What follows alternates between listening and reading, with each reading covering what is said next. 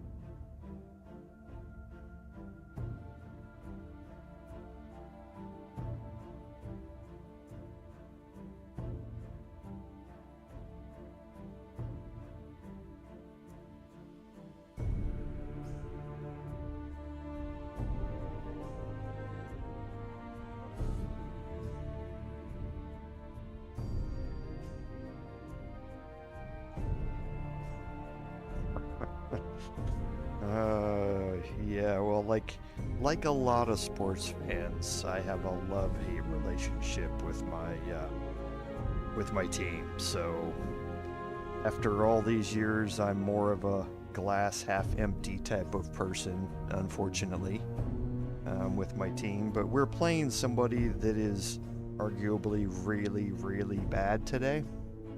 So if we lose, it would be an even bigger kick in the gut. so I'm hoping we don't.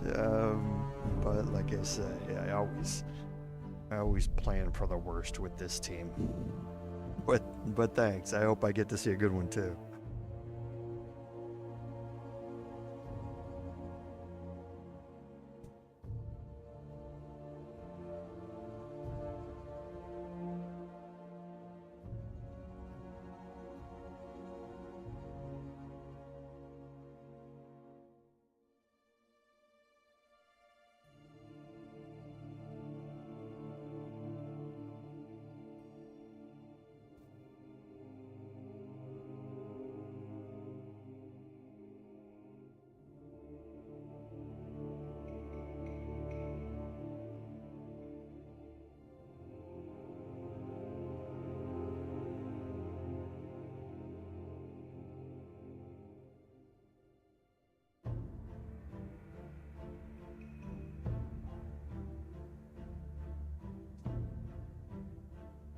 Hey, Astamura, welcome.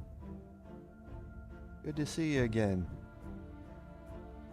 Yeah, my week was busy, but it ended on a very satisfying note as I finished up a huge project on Thursday afternoon. So yeah, it was a good week this week. I hope everything was okay for you as well.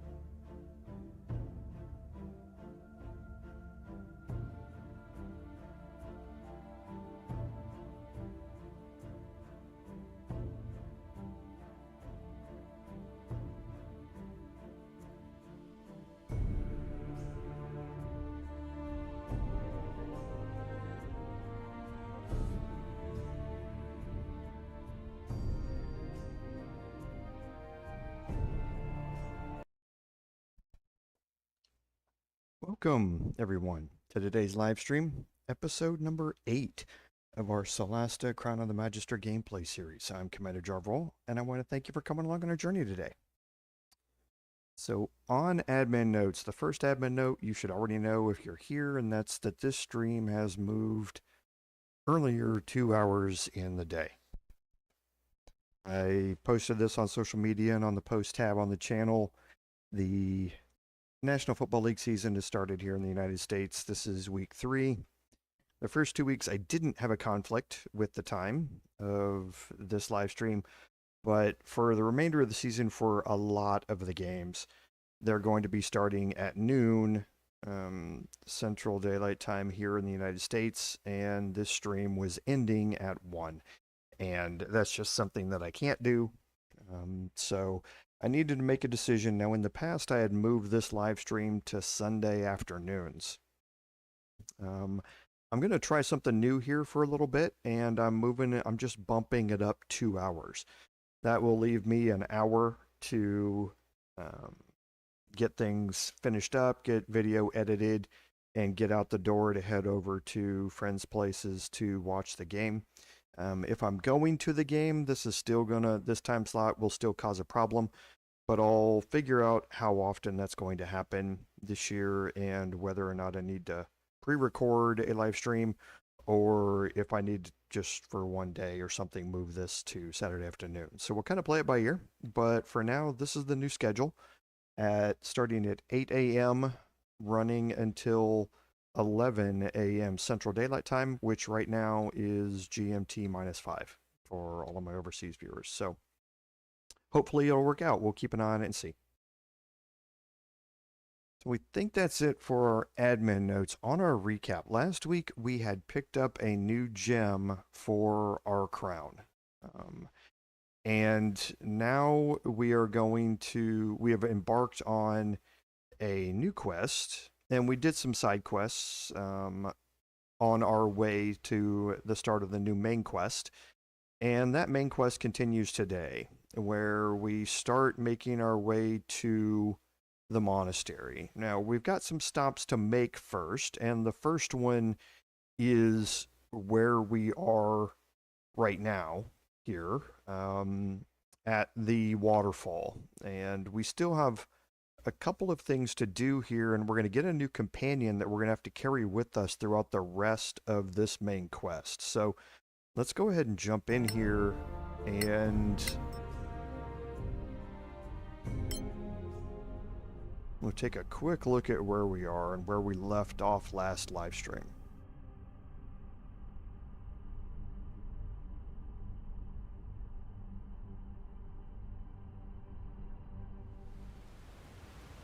Okay, so here we are. We had finished up exploring down here a little bit. We had found the M10 Dwarves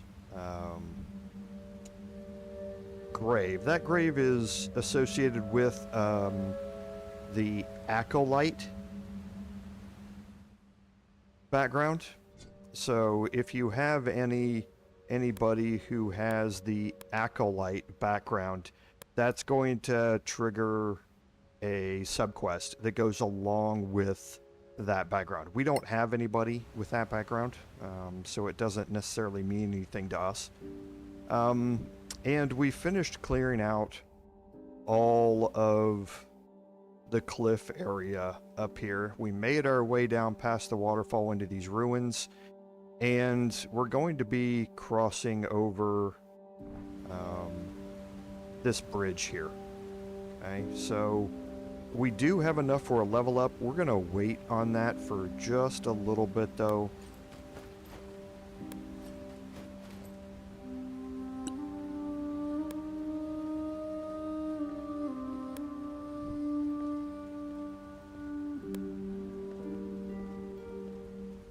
Okay, and here, coming across this bridge. Only Solastan building in the neighborhood. That must be it. Better be sure.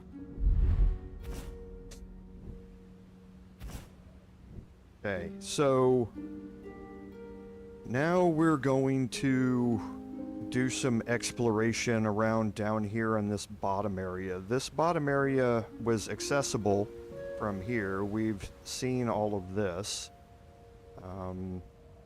So let's do a little looking around down here.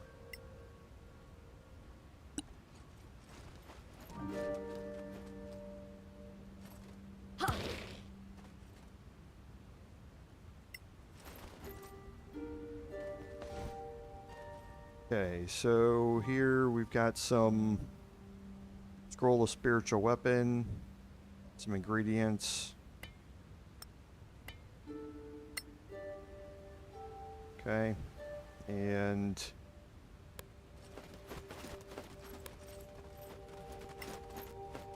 we have a crate down here that should have some primed weapons and some crafting stuff in it. So let's take a look at this list of what we picked up here. So we've already got the Doomblade Greatsword crafting manual. So the Lightbringer Greatsword. The Greatsword of Acuteness. That's just +1. The Stormblade Great Axe.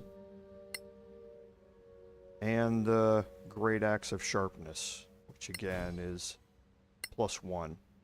And we picked up, conveniently enough, a primed Great Axe and a primed Greatsword. Now, we don't use either one of those, but we'll keep them and craft them. We picked up some Thieves' Tools. We also picked up the Termarian Mastersmith's Memoirs, which is, again, a faction relic that we can turn in to somebody, which we will be doing.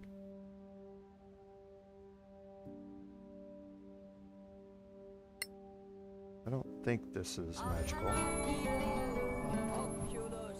Yeah, it's not. Okay, so before we deal with this, we're going to go looking around a little bit.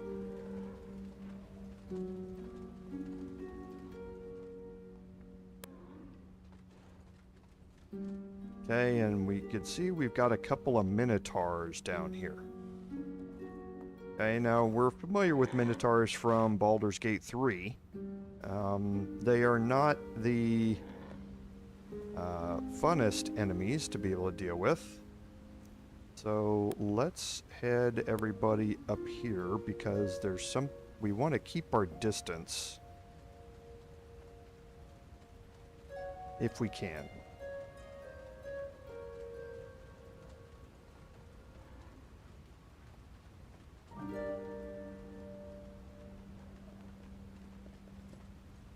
Okay, so we're going to take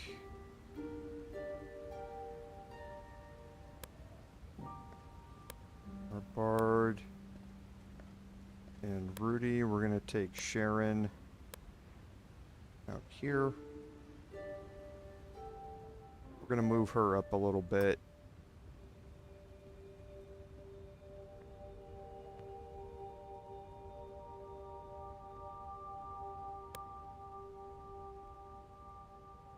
Okay.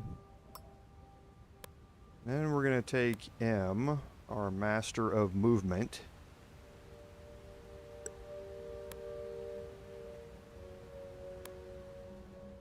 And we're going to try and start an attack here and drag them back towards us.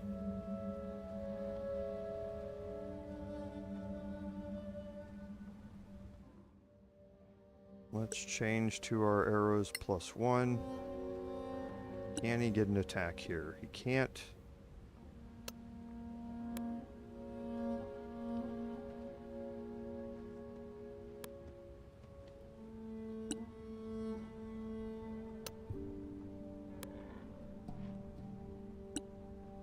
Okay. Let's go ahead and start this off here.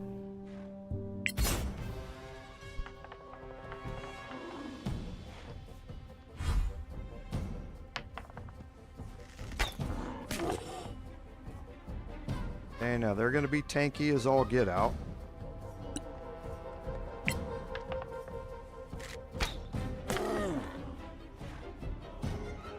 Okay, and then we are going to DD out of here. His stealth is broken.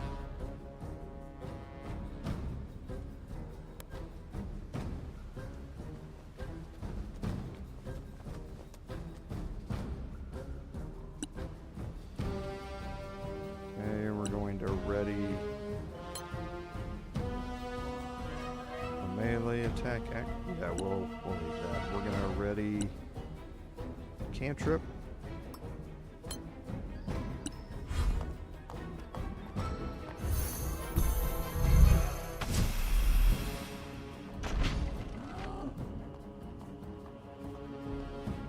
Okay, that extra high ground there really coming in handy for her.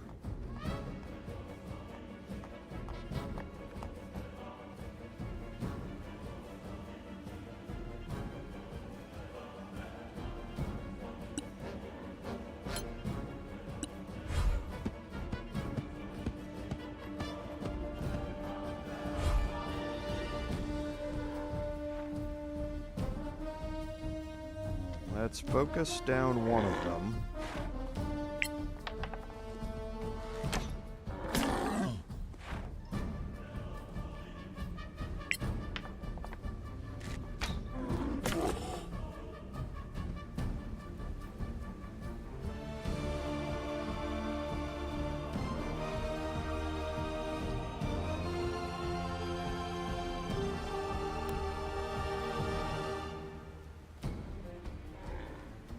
He doesn't need ladders.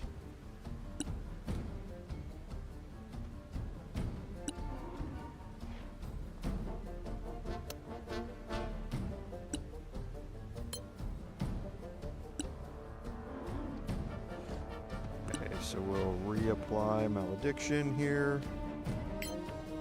Let's see if we can maybe get a kill.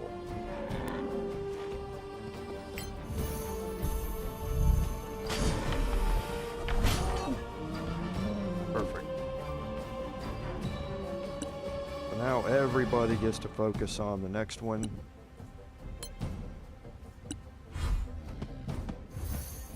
If we can... He's got high strength, so I doubt he's going to get knocked down by this. Oh, he was. Nice.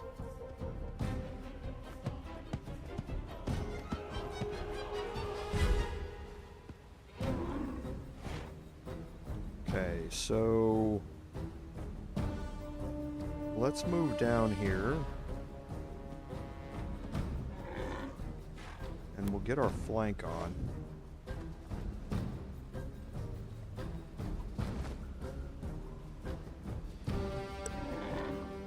Go with flurry of blows. Turn on stunning strike, even though it's got a really low chance of landing. Oh, he failed it. Outstanding.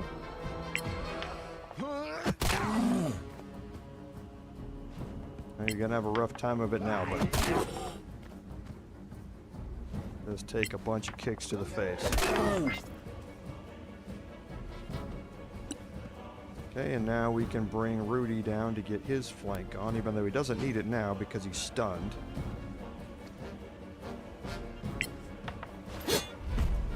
And we're going to Divine Smite because we're going to be taking a long rest here really quickly.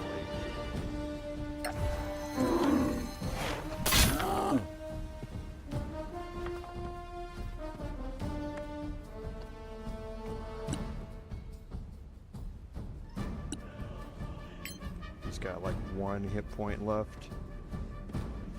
Let's actually come down here. Drop a guided survival on Rudi.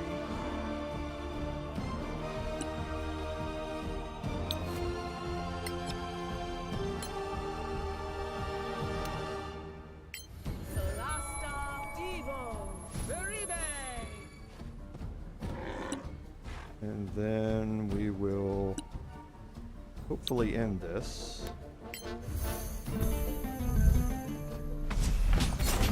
Perfect. And we increased our knowledge again.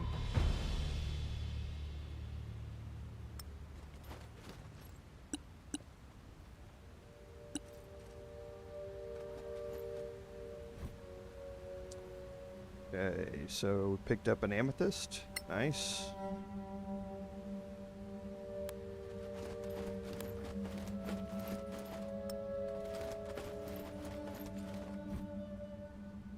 And another arrow +1 for M.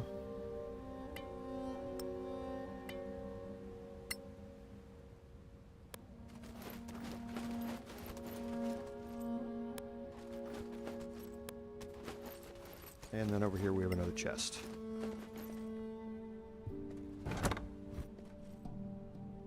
Okay, a mage report.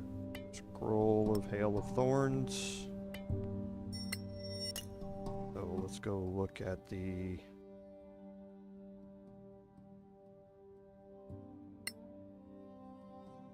mage report. And looks like that there are some magical constructs around here, but they're also talking about the Minotaurs here. So there's some incursions going on in this location, and the Empire's trying to figure out what's going on with them and why they're happening.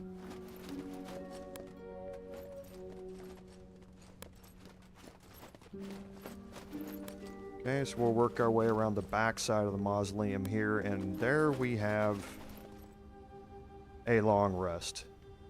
Okay, so we can use it. We don't need to, though. Like I say, we're going to be on a long rest here in a little bit. And then you can see that we're back around where we were. So this is the elevated area that we were. There is another ladder over here to get down to this side. We came across the bridge and was teleported down here. So now we have an interaction here. It doesn't do anything. We may be missing something. Okay, and there's a group of symbols here. It looks like a pattern that needs to be reproduced in This is a some way. poem in Elvish. Maybe About this only moonlight. works at night. Okay, so this, we've seen these before, but the previous one was inside where it was already dark. This is outside, and we have to wait for the moon here, just like we did previously. And here we can click on the bench, and you can look over at the bottom left over here. It says, wait for the moon to rise.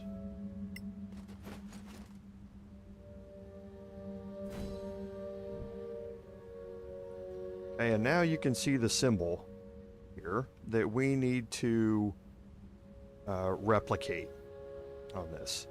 So you can see that by looking at it,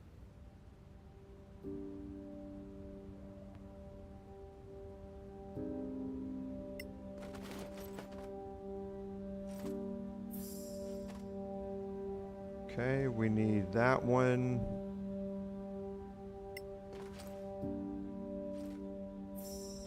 Look, And it that one. works.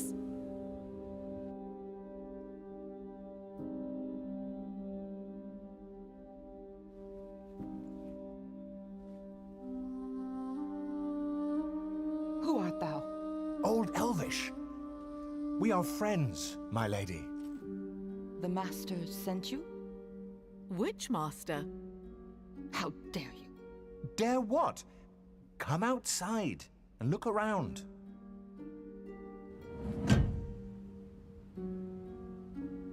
But it's impossible. Where am I? It's called the Badlands. No, I was in the Erelai, the heart of the Empire. I must find the master. Kythaela. My name is the Shield. No, my name is Kythaela of the Shield, whatever the shield might be.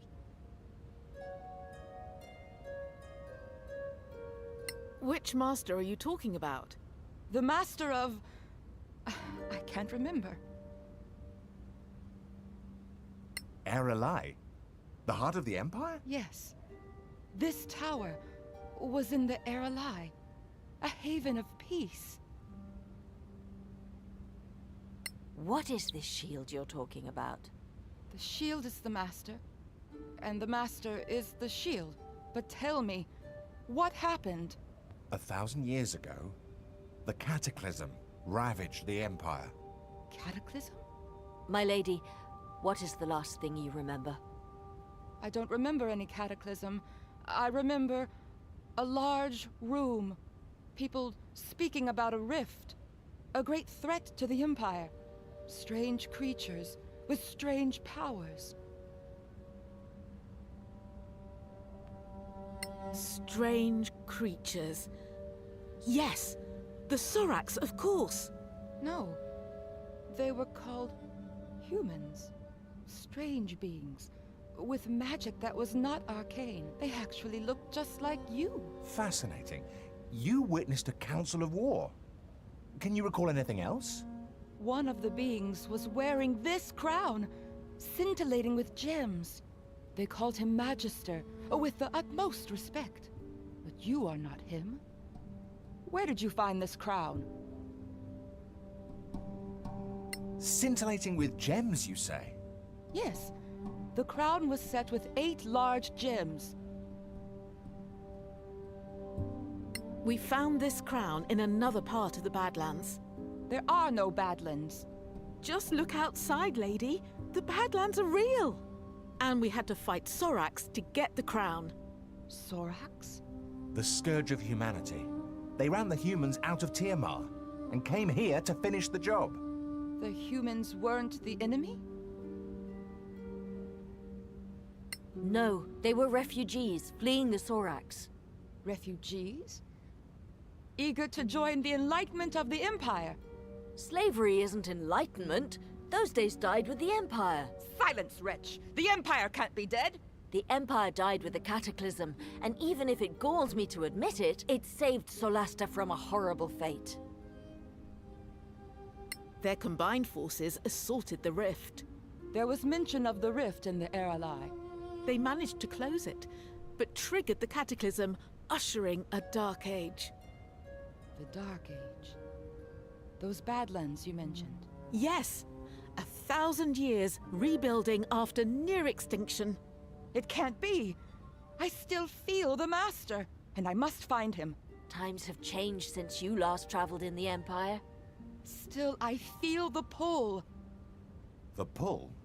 Yes, a pull to get to the Copper Veil of Remembrance. Take me there at once, and I shall name you favored servants. The Copper Veil of Remembrance? Yes, a fortress and place of rest for fallen heroes, roughly in this direction. Copper... fortress? Sounds like the Vale of Coparann. We are no one's servants, favored or otherwise. Traveling companions, then. You can tell me of this cataclysm on our journey. You seem very certain that we'll go with you. Of course. You wouldn't let a lady cross those Badlands alone, surely. So, an interesting conversation. Beautiful river, broken and stained. The pull. So Kythaela I'm coming. sounds like she's been asleep for 1,000 years or so. And she now joins your party. Now, a couple of things here about her is that is how many hit points she has. She can almost get one shot by some of the enemies that we're going to be dealing with. So you need to be very, very careful with her and not really let her get into a position of melee. She does have some spells. She has a Shadow Dagger, Sparkle Cantrips, and Shadow Armor. However, and she's going to get some more here in a little bit, but you kind of have to keep an eye on her to an extraordinary degree, almost to the point of whenever you get into a fight, running her the exact opposite way. And if you do get into a fight where you are ambushed, You need to make sure that she is protected at all costs. She is a critical character, so if she dies, the game ends. So, like I say, you need to take care of her. So, we are now done in here.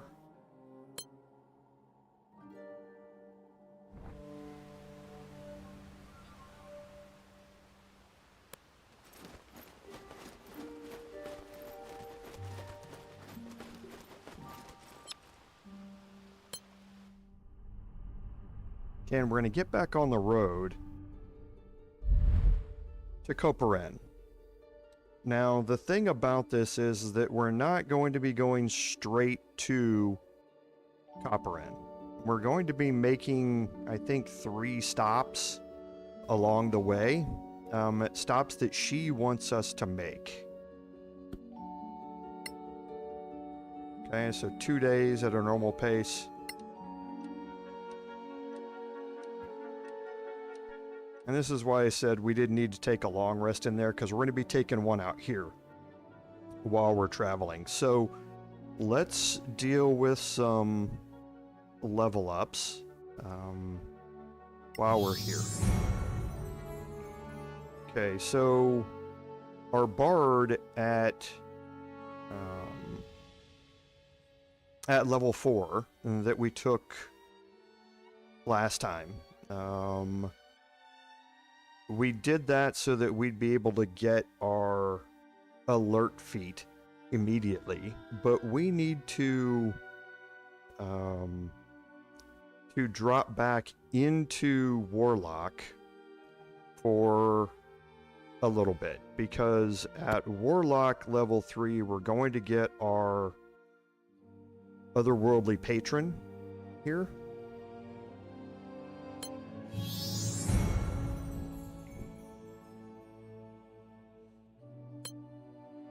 And that otherworldly patron for us is obviously going to be Hexblade. Again, this is going to give us proficiency with shields so that we can change over to using a shield and up our armor class accordingly. We're going to get some great spells later on, same ones that we've always talked about with Wrathful Smite, Branding Smite, and Blinding Smite. We are going to be, after we finish up with Warlock here for 2 more levels, we're going to be adding 2 levels of Paladin to this.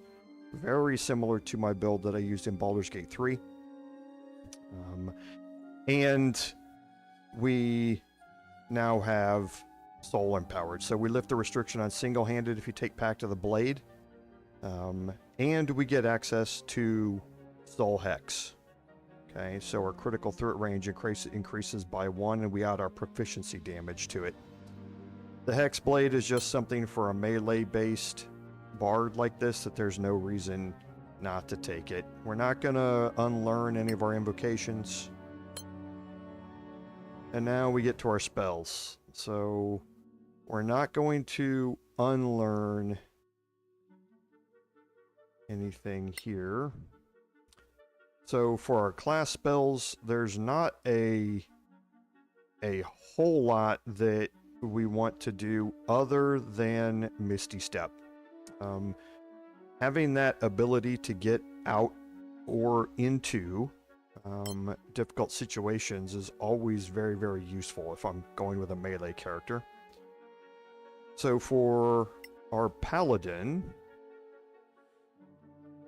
So our Paladin now is Warlock 4, and there's absolutely no reason for us to continue on with anything else in Warlock. Okay? So our Paladin here is going to get his oath, but I think it's going to be more... And I think it's going to be more important for us to get our Paladin up so that we can get our extra attack.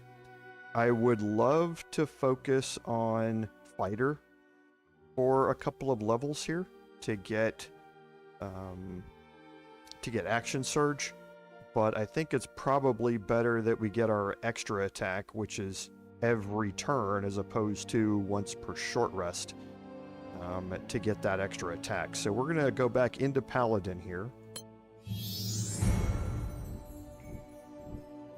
Okay, and now we're going to get our channel divinities, which are also really, really nice for us. Okay, so our sacred oaths here. Some of these are pretty straightforward. The Oath of Devotion is the one that came out of the base core set with the game, but you can see that the Unfinished Business mod has added a lot of additional oaths here to the playstyle. Oath of Judgment came with the Lost Valley DLC, and I'm pretty sure that this is the way that I want to go. The Weight of Justice channel divinity is pretty nice. They need to make a charisma saving throw, which is nice, or they'll be restrained for up to 1 minute, meaning that they can't move, and they have disadvantage on their attack rolls. The judgment spells also are going to give me 2 things which are really nice later on. The first is Hold Person, and the second is Haste. I don't use my concentration for anything on my Paladin right now. So being able to cast Haste on myself and use that to maintain concentration, and then use my concentration for that, could be very, very useful. So there are some really good ones in here, and the channel divinities can be really good. A lot of them are going to be wisdom saving throws, but anything that has a charisma saving throw and that sort of stuff is what we're kind of looking for, because that's what our main focus is here. But for me, I'm going to stick with Oath of Judgment. I like the other ability here to be able to remove blinded, deafened, paralyzed from up to 6 cells away. I think that's a great thing to have as well. So this kind of suits what I'm looking for the most here, I think.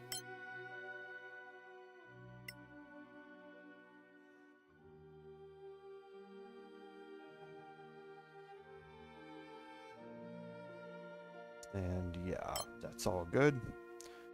So for my monk, we're gonna stay pure monk with M here. And that's gonna unlock evasion. Now evasion is another one of those things that makes monks, and rogues for that matter, a bit OP in certain situations. So they've already gained advantage on their dexterity saving throws. What evasion does is now if I pass that saving throw, I take no damage from whatever that spell or AoE thing was going to be. If I fail that saving throw, I only take half damage. So it's just one of those things that, again, being able to take no damage when I have a +5 to that saving throw means that I'm going to be avoiding damage like that almost all of the time. So having him be up front to soak up some of that AoE damage is going to be a really good thing for us. And last is my Warlock Sorcerer level up here. So at this next level, I need to keep going up with Sorcerer, and there's a reason for that. I'm going to be taking Sorcerer up to level 4. That's to get me more sorcerer sorcery points, but also I'm going to now get an Origin here. Okay, now again, a lot of these were added in the unfinished business mod, but a bunch of them were added in the sorcerer update because sorcerers were not in the game at the start. So one of the updates added the 3 here from the SRD, with Draconic Bloodline is the one out of the SRD. So these all came with it, but then we got one from the Lost Valley DLC here. The rest were added by unfinished business. Now, there are some really, really good ones in here. Wild Magic is what you're familiar with from Baldur's Gate 3. But Force Blade is the perfect complement for your melee-based sorcerer. So you gain your proficiency with medium armor and all martial weapons. Your non-two-handed weapon attacks count as magical, and you can use your spellcasting modifier for your attack and damage rolls, so it's like Hexblade for your sorcerer. So it's a great complement to that type of mana-based thing. Sorakath is kind of what we're going to go with here for this. The deceptive heritage is not really anything that we care about. You become proficient in stealth and deception skills. You learn Venomous Spike cantrip, which isn't bad as a cantrip, and you gain 60 feet of dark vision. We don't need any of that. Really, like I say, the Venomous Spike cantrip is okay. The expanded spells are somewhat good. Hideous Laughter, if we don't have it on this character, we didn't take it specifically for the reason that we're going to get it here, is always good. If you can maintain your concentration to basically take an enemy out of the fight, as long as they fail the saving throw. Invisibility is meh.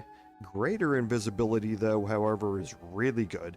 Dominate Person is, again, really good. And Fear can be situationally very, very useful. The reason that we're really taking this, though, is because of the spell Sneak Attack. Once per turn, you deal an extra 1d6 damage to one creature you hit with a spell attack if you have advantage on the attack roll. We're fighting in darkness. We're going to have advantage on the attack roll almost all of the time. Okay? You don't need advantage on the attack roll if another enemy of the target is within 5 feet of it. This is exactly like the rogue's sneak attack. It's just with a spell. Okay? And this is just going to allow us to stack more damage onto our spell attacks. Okay? Now that damage goes up to 2d6 at 5th level, and 3d6 at 11th, 46th at 17th. We're not going to get up that high. We're not going to be spending enough sorcerer points at that. But the 2d6 at level 5, we'll kind of cross that bridge when we come to it. But this is going to just, again, up our damage here. Don't need to unlearn any spells.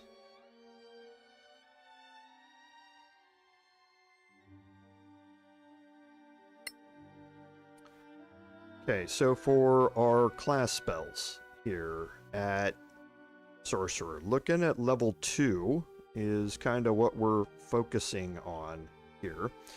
Now, Agonizar's Scorcher is a pretty good spell to have. It's kind of similar to Lightning Bolt in that it does a linear, all out in front of you type of attack. And there are some enemy lineups where this is incredibly useful to have.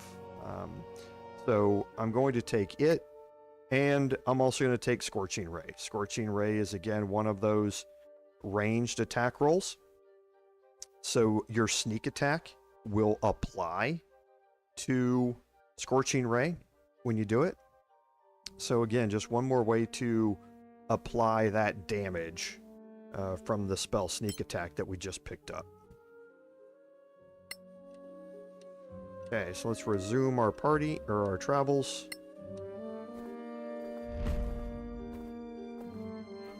Okay, and the Ashes of Manacalon game event, she asked us to stop near an old ruin here.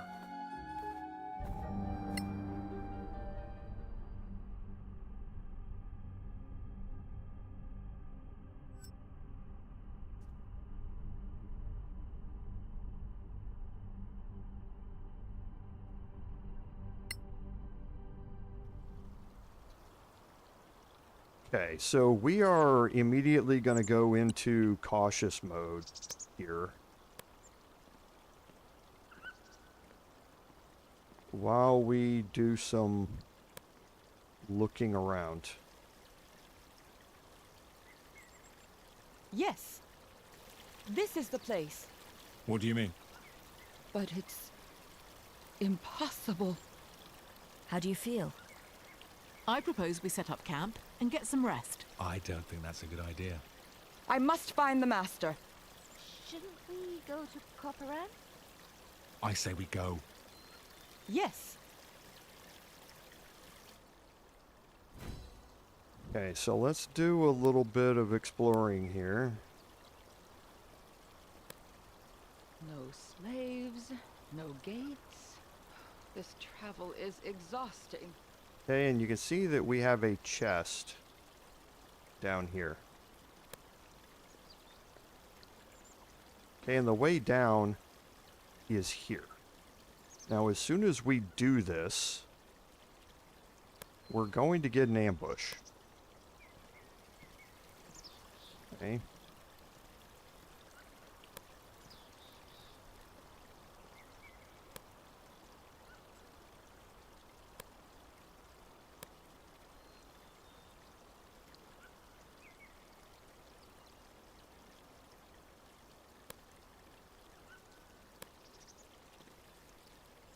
And I'm going to keep Kythaela way back there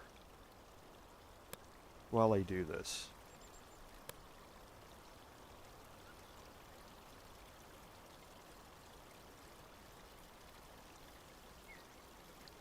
Okay, now remember, he's got the alert feat, so he can't be surprised.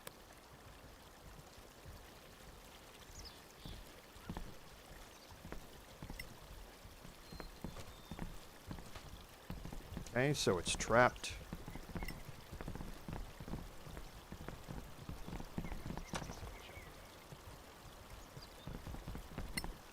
Okay.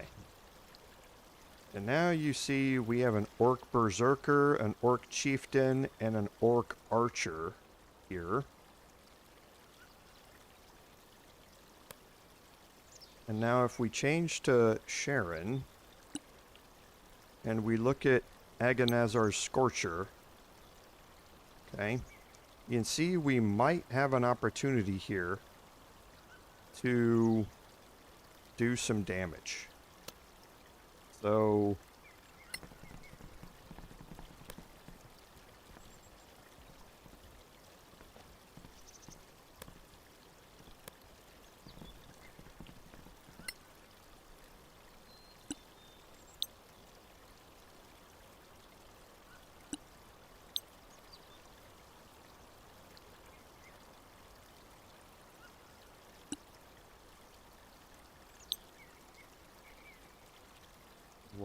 oh, is she still moving? Okay, yeah, she's still moving. Okay, that's a shame.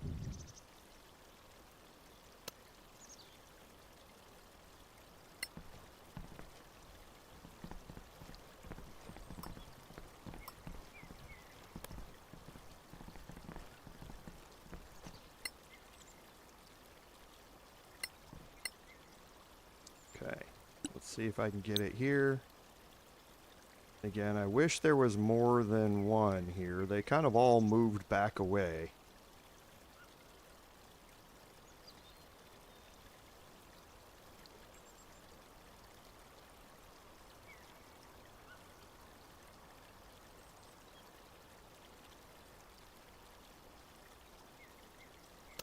Let's instead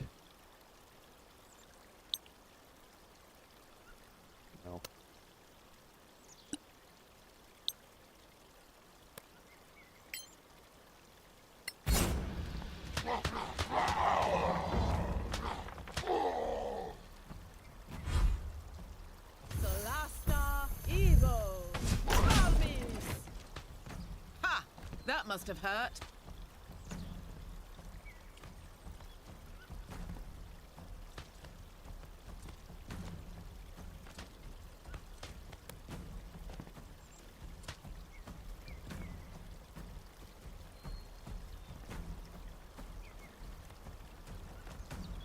Okay, I want to drag them back here.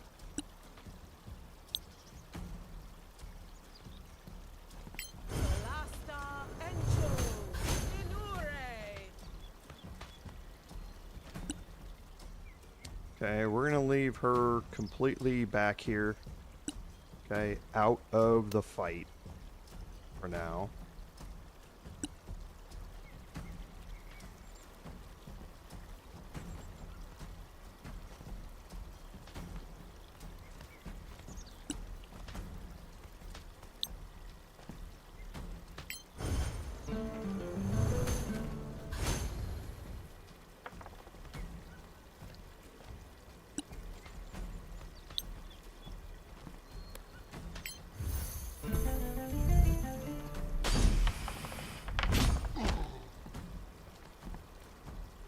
Okay, so I still managed to stay in stealth there. Okay, now M is in hiding here. I kind of don't want to do anything with him right this second.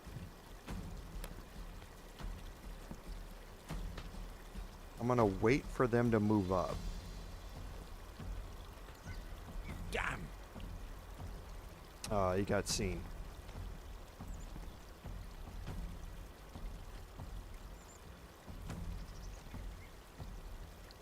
Okay, that's alright.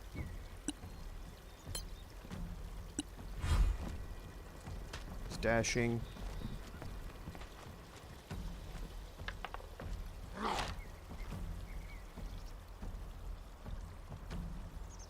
Okay, so we're gonna move Rudi up here.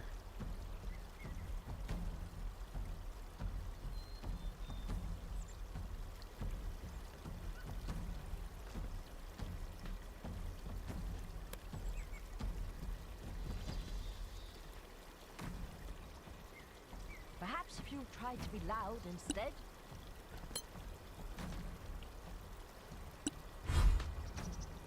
Okay, chieftain's dashing.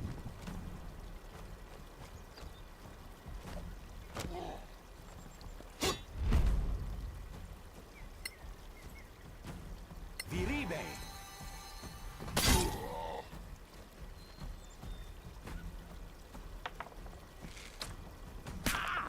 Are you okay? Rolled a crit. And the berserker's moving over as well.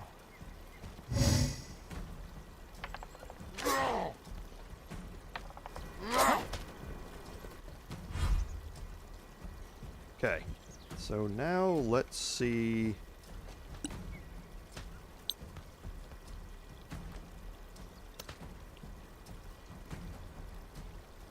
Okay, so I can hit both of them with this. Solasta Evo.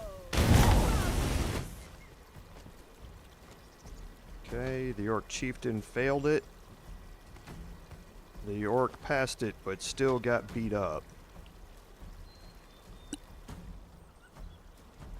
I can probably move her up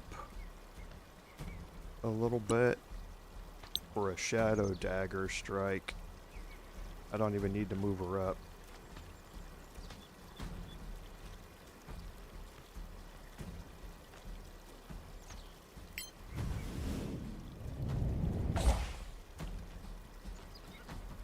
Passed his wisdom save.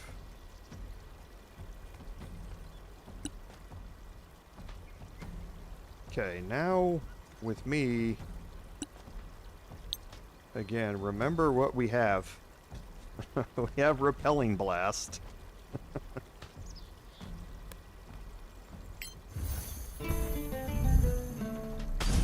I really thought I...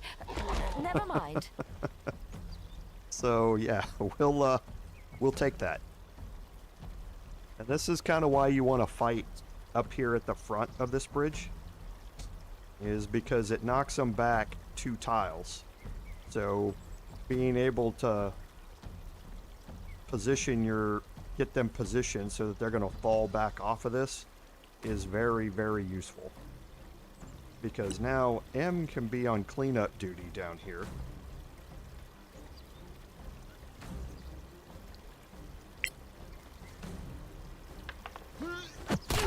I win again.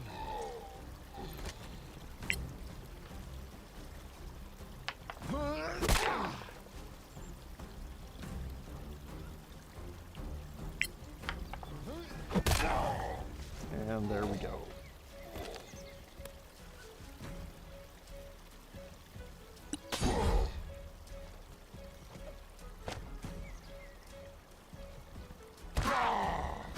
And the same thing works for them as it does for me.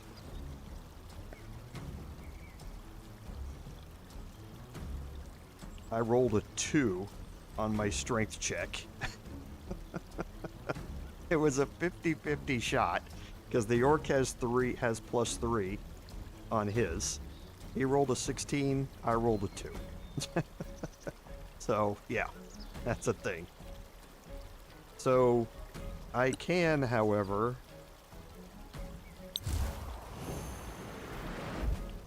oh, I thought I could make it back up there.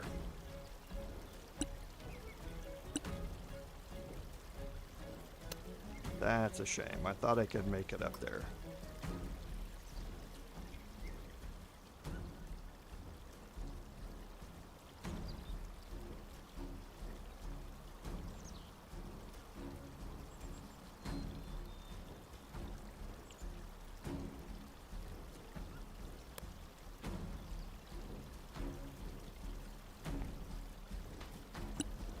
Okay, we're ready a melee attack just in case he comes after me.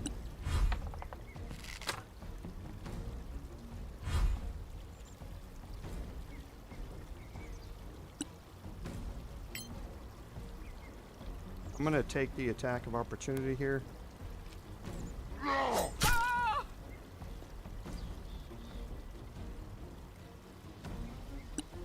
Just because this is going to end this, I'm pretty sure. Solasta, Evo! You have them now. Okay.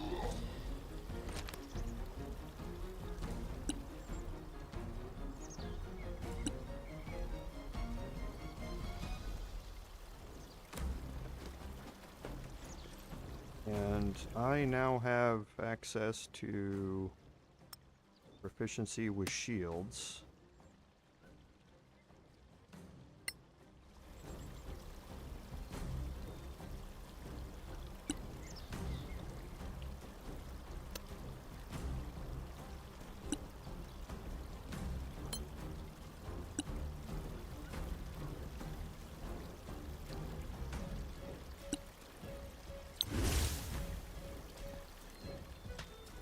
Okay, let's get up here next to this orc archer and give him disadvantage on his archery shots.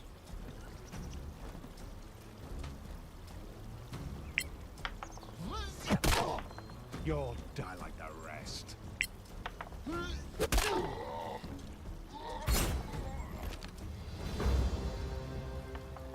Okay, so I got increased knowledge on all of them.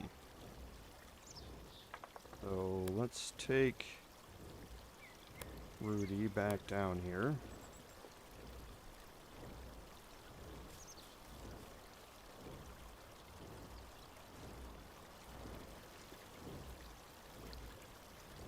And we'll try and unlock it. Okay, so there's the blood of Solasta. So if you didn't remember what this is for, we'll look at it here in a second. An encrypted spell book for the Circle Danatar and a magnificent shield. And I think that's everything.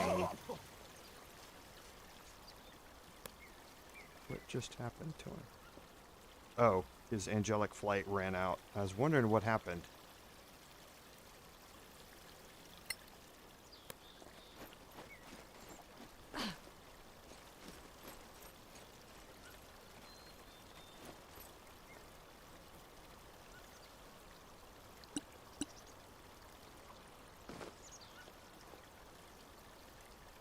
Okay, so we need to take this shield and put it on my bard. Have my bard run a ritual spell on it.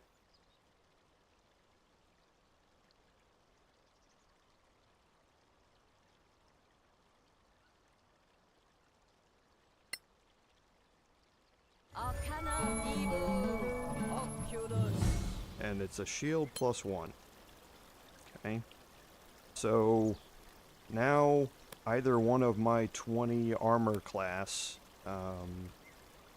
individuals can up their armor class to 21.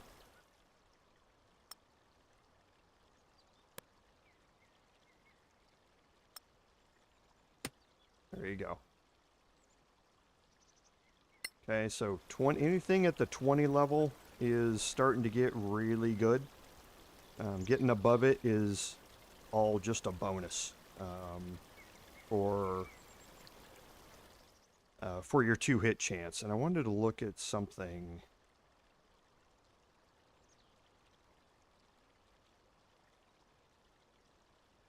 Okay, yeah.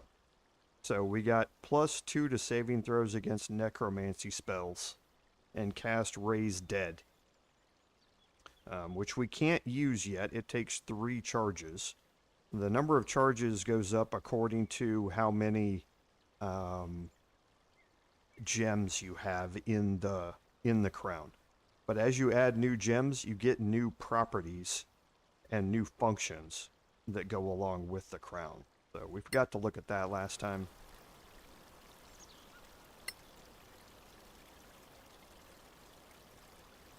And let's do one more thing. So we'll look at crafting. So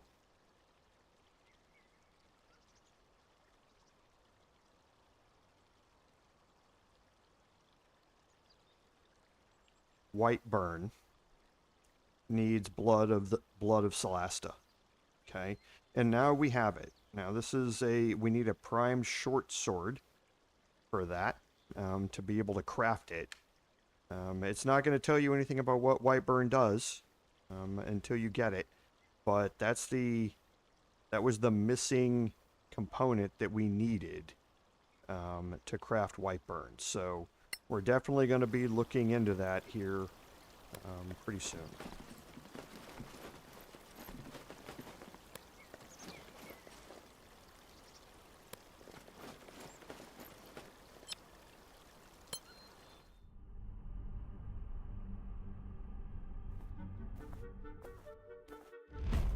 Okay, and now we get our second game event, the Dungeons of Manacalon.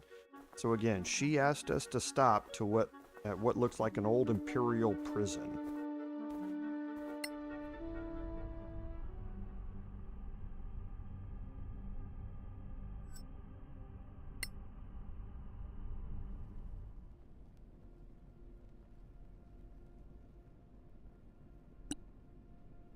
There's no real need for us to be cautious here.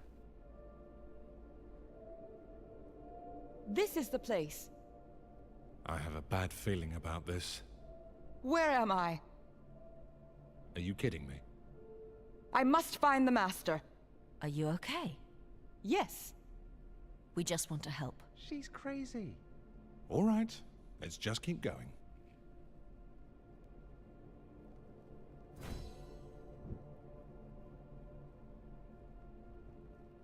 Okay, so if we do look here, we finished up, well, the Oracle is where we were last time. This is the prison. Okay, so she came across a ruin that she wanted us to stop at. We've stopped at the prison.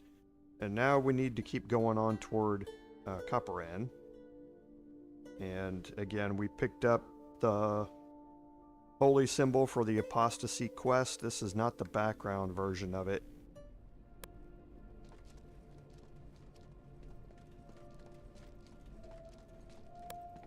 Humans don't look that bad. They smell a bit, though. Okay, so we're gonna quick save. Hit M to go deal with the chest.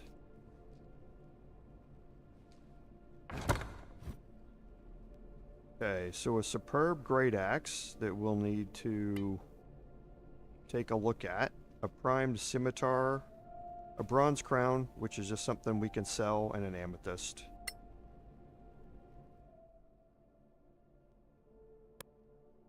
Let's go down here and look at the superb great axe.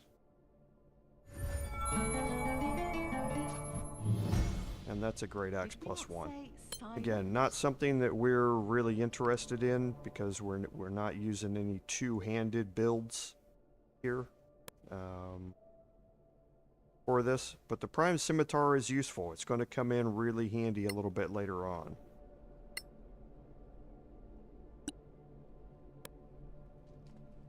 And that's all we need to do here. There's nothing else on the map in this small little area.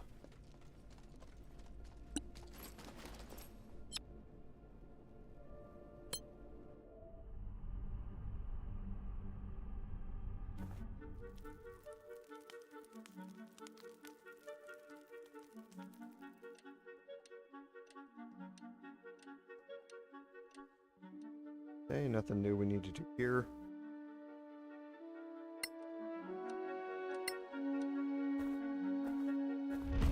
And we get our last encounter here. We've come across a caravan.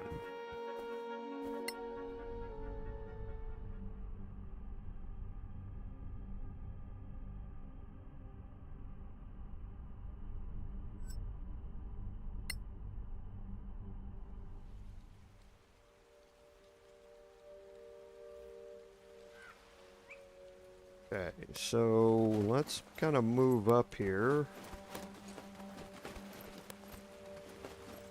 Okay, and we can cross this stream. Okay, now if you kind of look around a little bit.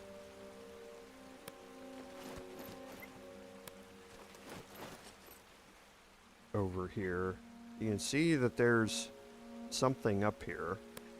So, since Sharon can fly,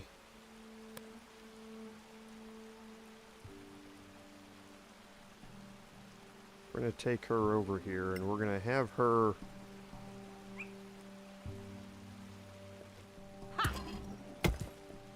push this down. And she can come back. Actually, she doesn't need to. This isn't locked. And in here we got a dragon rose, another very important crafting ingredient for us. Scroll of Silence isn't too bad as well.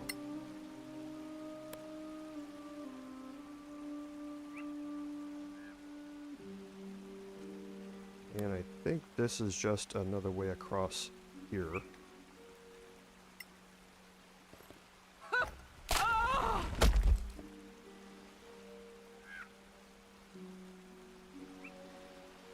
Interesting. I think I ran into that last time too. Yeah, this is the way to jump over there. Is to climb up here, jump across, and then come back. But since we can fly, none of that really matters.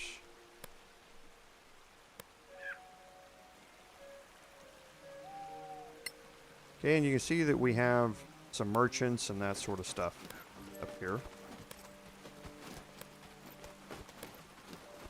Okay, down this way we have a dead end. It's not going to be a dead end for long though. I'm gonna put Sharon up here. Actually, I don't know. I think this brings us all back together. I don't think we can pre-position this. It could be wrong, but we'll go looking. No time to chat, sorry.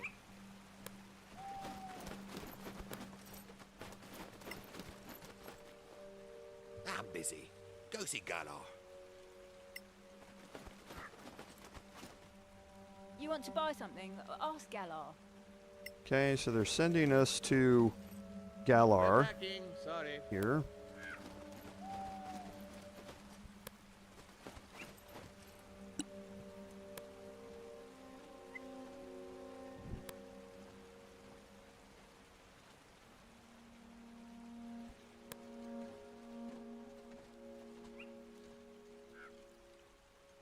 And it looks like we got a couple of enemy veterans up here, and Galar's on the ground.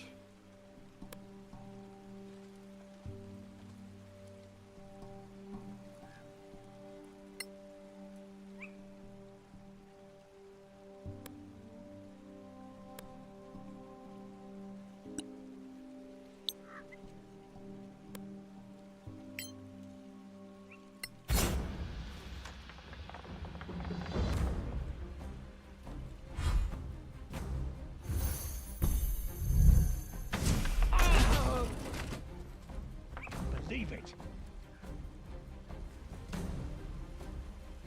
Okay, so we're gonna move her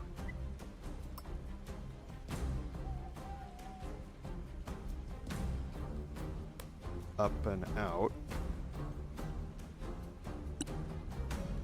So I'm gonna move right in here. Can't say I'm surprised.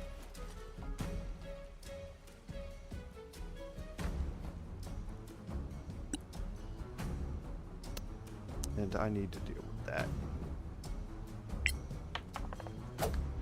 So here, we're in a slashing flourish.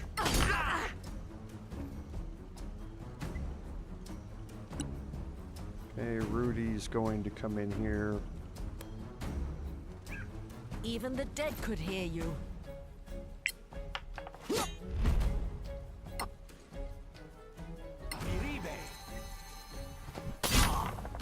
And that's going to end him.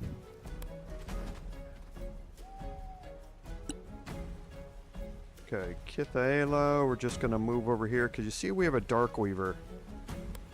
He's way down here. Okay, so I'm just going to have Kythaela move here.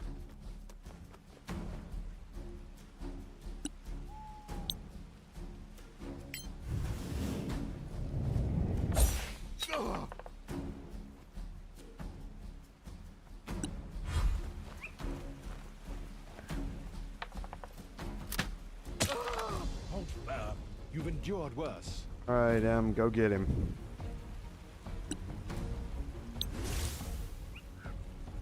All the way across the map.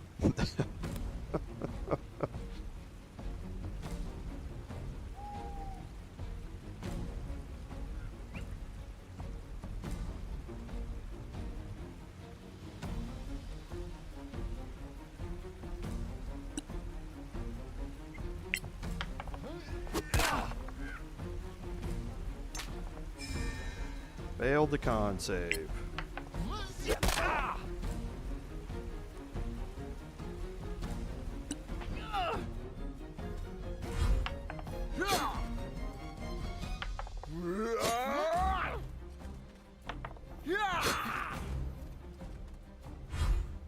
So, see that.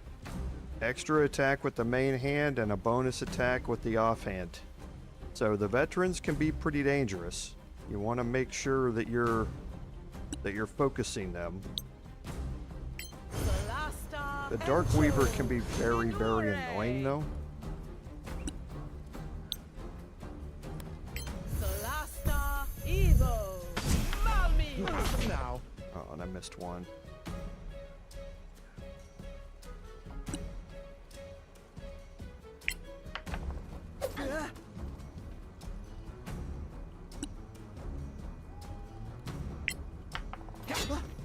Oh.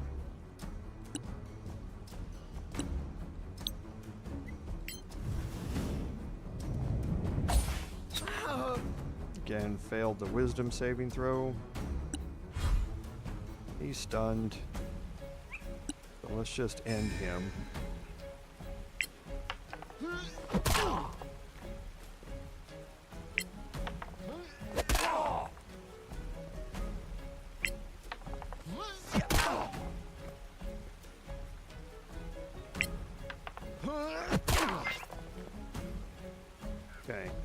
So he's got a lot of HP.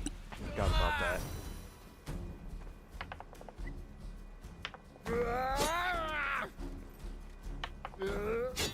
Not gonna hit with any of those.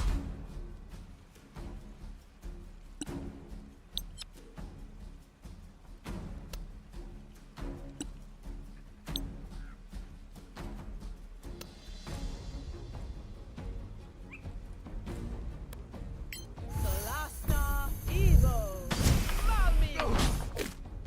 You're just lucky. Come on, let's get some hits here and finish him off.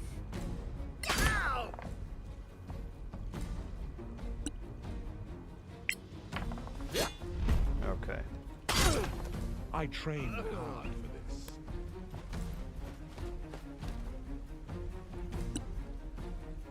this. Kythaela is just gonna stay right there.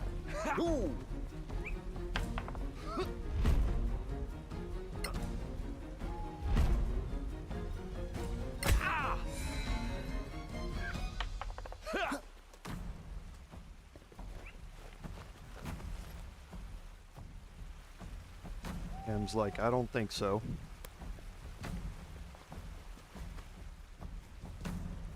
A rogue on rogue fight, or a rogue on monk fight here. I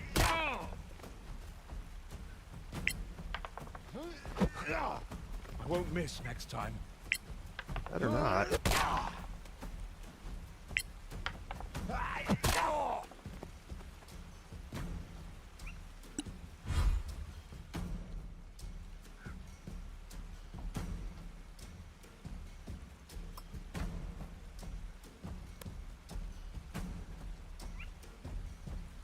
I would prefer to wait another turn.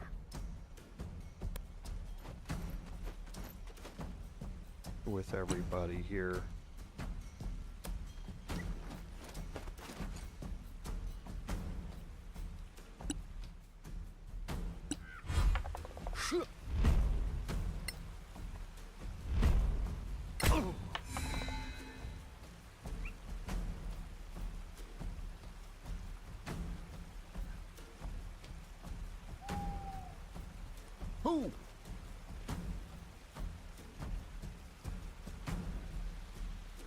Game's lagging a little bit here, it looks like.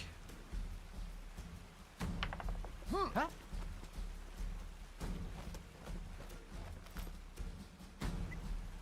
Okay, good. He came towards me, so let's move M as close to Sharon as we can.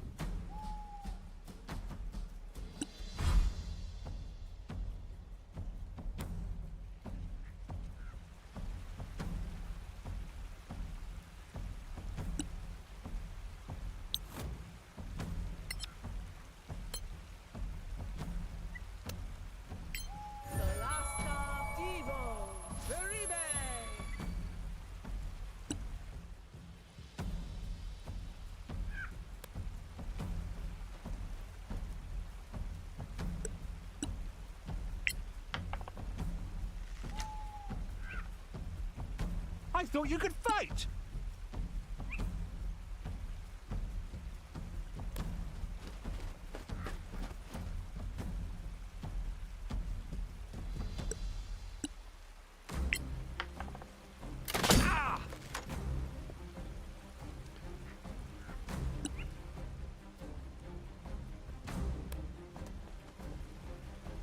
Don't know if Shadow Dagger is going to be able to reach. No, it won't. I rolled a crit. Stay with us. There we go.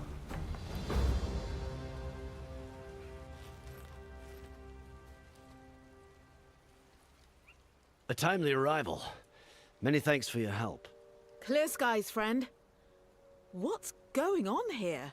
Those fellows joined my caravan at Coparann. A couple of hours ago, this man stumbled on our path, almost dead. No healing could help him, so I put him in a tent. And I was about to send word to Coparann. Coparann? That's where we're going. Then perhaps you could do me a favor. A favor? Of course, I'll see that you're rewarded. Almost dead?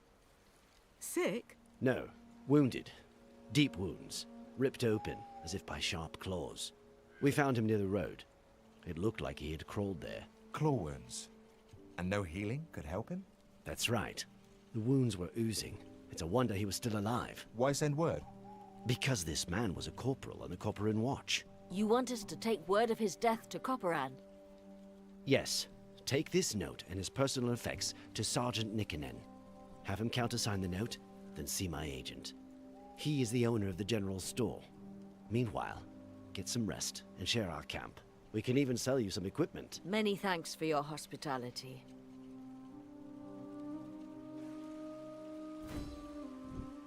Okay, and that's going to open up Galar as a general store and our long rest here. If we look at our journal, we've now explored the area and we need to reach Coparann. So, what did we pass anything? We did not. He rolled a 4. And failed his survival check.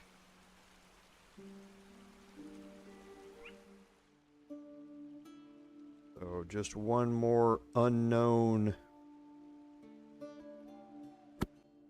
So we did get a little bit more about the Orc Archer, and the Orc Chieftain is now fully up. So still not a great save on Wisdom saving throws. Charisma saving throws, they're actually not too bad at, so we'll have to watch that. And the Orc Berserker, we got our first couple on, but yeah, we added another unknown creature to the list.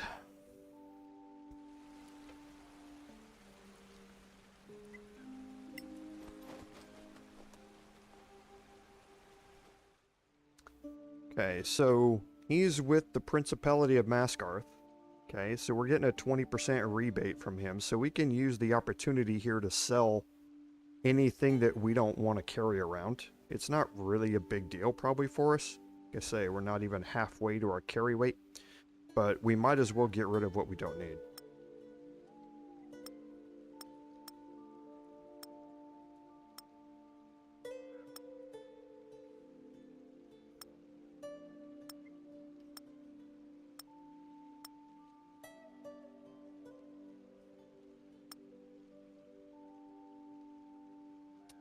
I can use the longbow.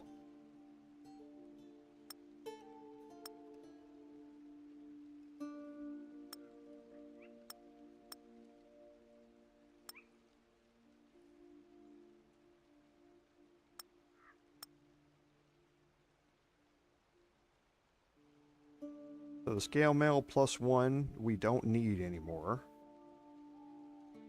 And we're at 108. Takes us to 247. The longsword +1 we don't need either. I'm just verifying that. I want to hold on to it for a second though. I want to look at something.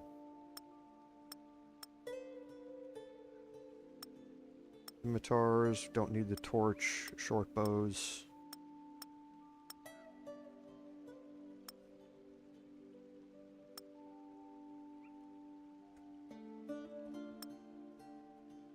Okay, we'll keep the primed weapons. We don't need this one because we already know that crafting recipe.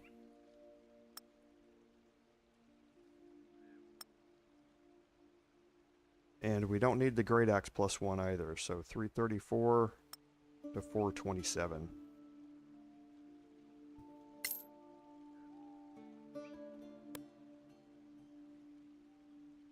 We're going to keep the mace +1. We don't need this shield though.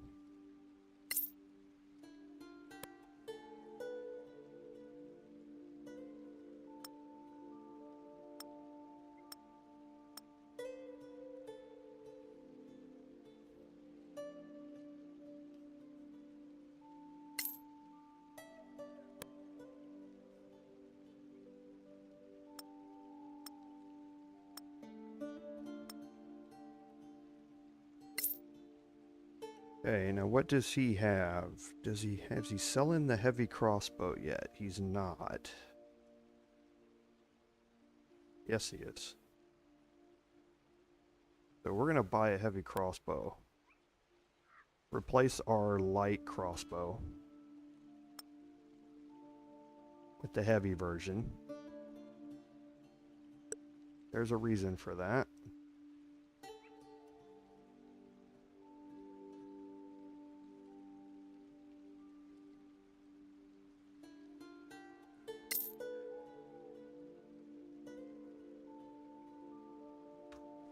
Okay.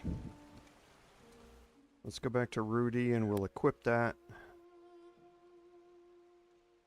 The heavy crossbow. Okay, now the reason for that is that he has his weapon mastery. And he's got a longsword and mace right now. But actually, crap. I'll have to do it next time.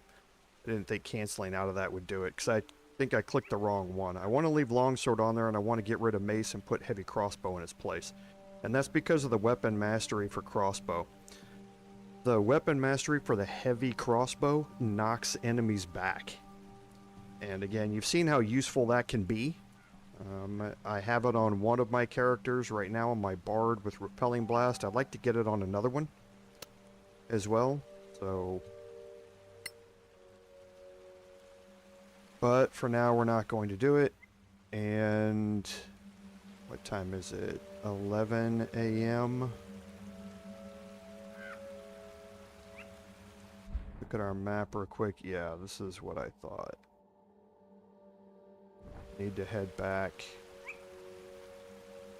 and get over here. That's our way out.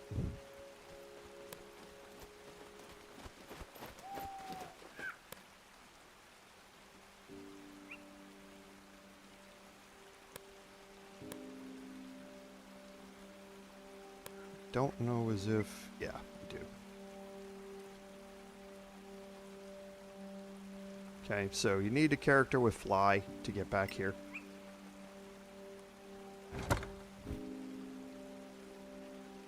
Okay, so scroll of bark skin, but we get deep pain poison bolts. And a Galavan amaranth, which is useful for some potions.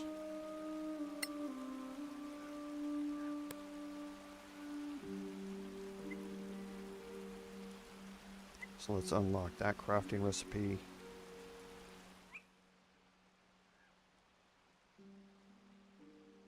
Oh, we had it already. We just didn't read it. Okay, and yeah, that will close that one off. Okay, so now we're ready to head out. And let's drop a save before we do.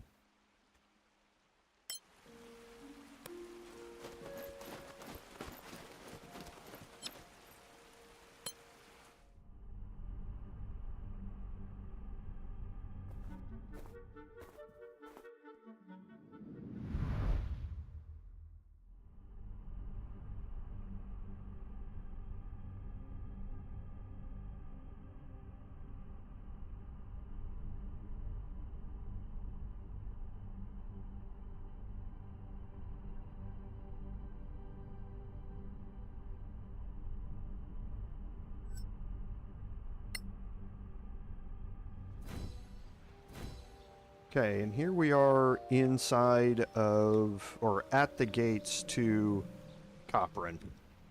So looking at our quest log now, Galar asked us to deliver a letter to Wilf Warmhearth. So we need to go do that. He runs the general store, and we need to return these belongings here. Give them to Sergeant Nikkinen, as again, Galar asked. So we have a long rest here. I'm going to actually do this now.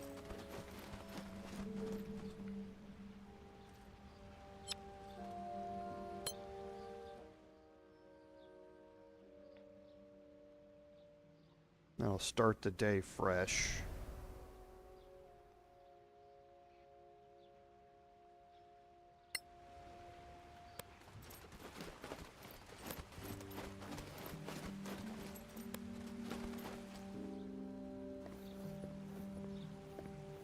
Halt! Do you seek entrance to our fair valley? Yes, we do. Then go see Sergeant Nickernin in the guardhouse. Thank you. Clear skies. Stay in the light. Good day. I'm Sergeant Nickernin, Officer of the Day. What business brings you to Coparann? Well, Sarge, we found something of yours on our way here. Of mine? What exactly? Here they are, Sarge. The ring, the badge, insignia. The man who wore those was of middling height. Broad shoulders, dark hair, and a broken nose. Am I right? Correct. You knew him then? He broke his nose after an exchange of views behind the barracks. Roald tried to headbutt his basic training instructor. That was me. Now tell me, what happened to my good friend Roald? First, please accept our sincere condolences. Thanks. Now tell me where, when, how, and who. 2 days ago. He was at a small camp in some Manacalon ruins. He was found almost dead by the caravan people. They tried to heal him, and then some travelers in the caravan rushed in to kill your friend and the guards Master Galar had posted. And no idea who those guys were? No, Sarge. They look like common mercs to me. Did Roald say anything to you? It was too late for him. Dire news. Listen, go and speak to the Synod. Tell him everything.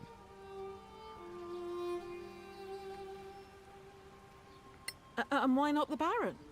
The Synod is the ruler of the Vale of Coparann. But we need to talk to the Baron. You won't talk to him without my leave. Talk to the Synod first, and then... Here, my signature on the letter from Gala. Take it to Master Warmhearth at the general store. And here's a note for the Synod. Stay in the light. Okay, now we get access to the city, Is and as this part of that, we need to Baron visit the really a local dwarf? scavenger HQ. Are there dwarf? I can't call a dwarf my lord, can I? Charming little town. Okay, so there's That Sergeant sounds Nickernin. We'll be wrong. coming back to deal with him here in a second. And here's Wilf.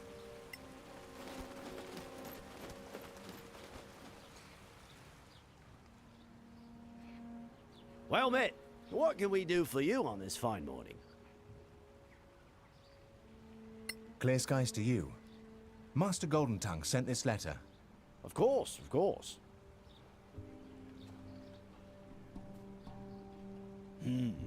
Yes. Master Golden Tongue's instructions are quite clear. Here's your money, and here's a receipt to sign. Would you be interested in sampling our wares? What do you sell? Okay, so again, Principality of Mosgarth here. So anything that we still have left over or that we just picked up.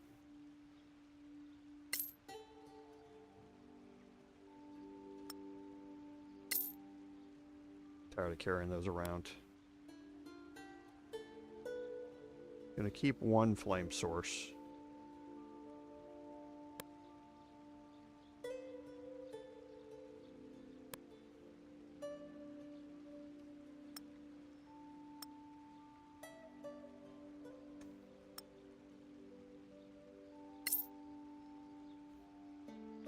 Okay, so I don't think there's anything that we're going to want.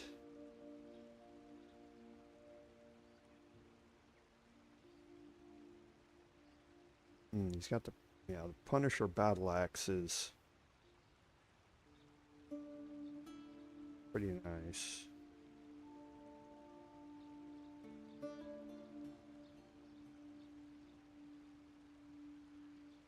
Okay, but yeah, I think that's it. Nope, we got one more. Got a club.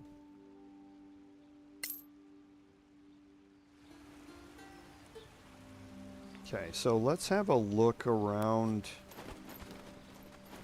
the city here quickly.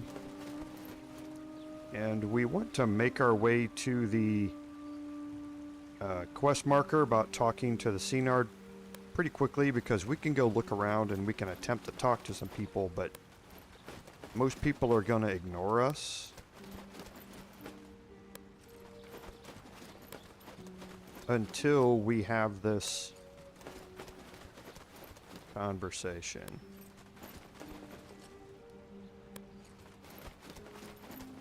And here's where the Synard is. Before we go in there, I think it's insight.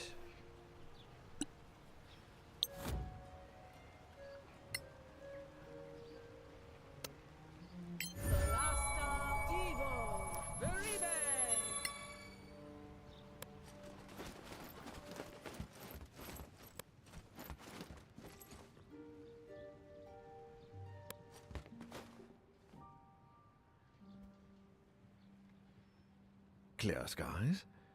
Joris Nikkonen says you have an interesting story to tell. Clear skies to you, my lord.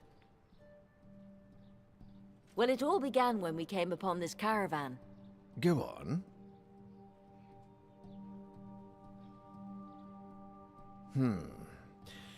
Military matters I usually leave in the more than competent hands of the Baron.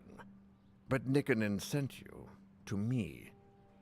You see, he is a rarity in the Stonefist Mercenary Company, the one old hand who was born here. We have known each other almost all our lives. He is the reason Stonefist came to our aid during the Orc invasion. And he sent you to me? That's odd. Why did you come to Coparann?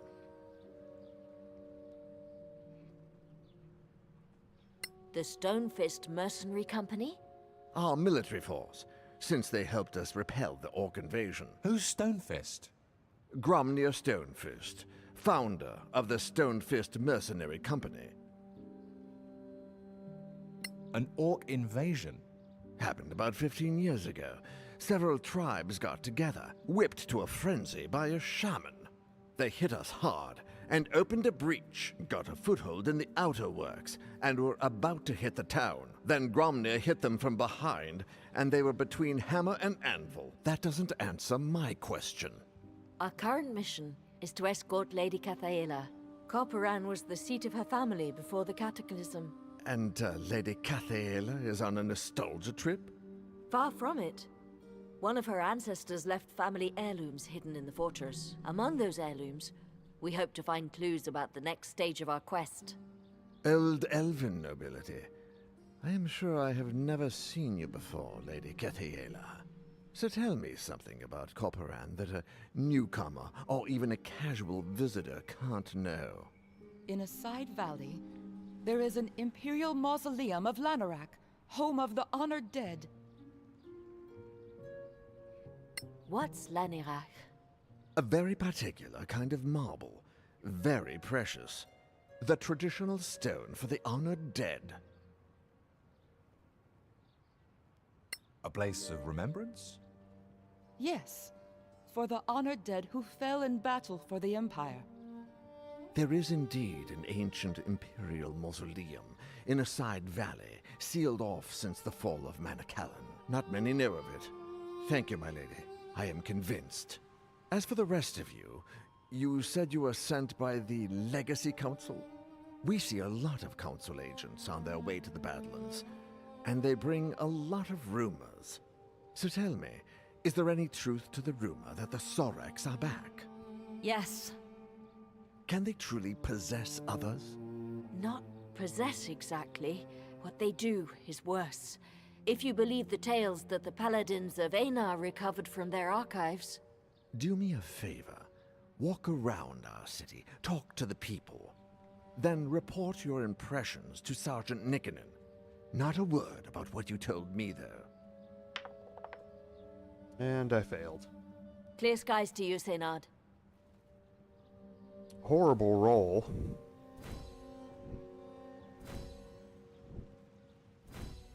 This town is really dirty. Okay, so we have some entries here about clues. Okay. So we need to find a maid in services, and then a couple of citizens, and then talk to Wilf. Okay. So we need to make our way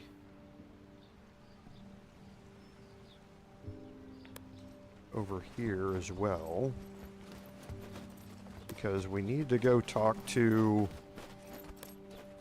the scavengers. The mine is not open yet. And here's the scavengers.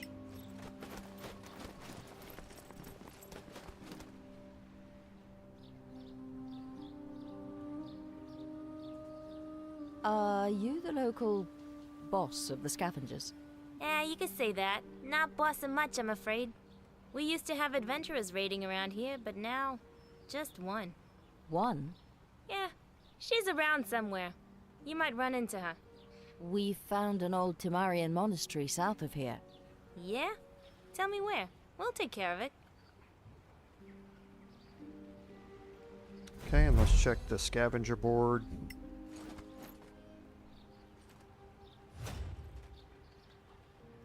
Okay, and you can see that there's all of those places that we went through. The scavengers are now going to be looking through as well. Okay, now all of these things, I think we picked up everything, so they probably won't find anything, but that's what their job is to do, is to follow up behind us. So we did forget something. So we'll sell all of that.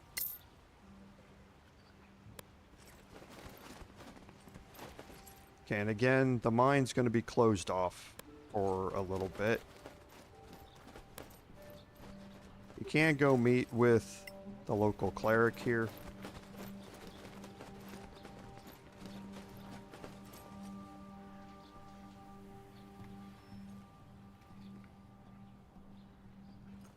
Sun on your face, travelers. My name is Atina Bladeburn, priestess of Aaron. What can I do for you? So again, just We need your standard. powers. The standard cleric services that you can look at. So going to be selling some crafting stuff, some wands, component pouches and focuses, all of that sort of stuff. I don't think there's anything that we really need.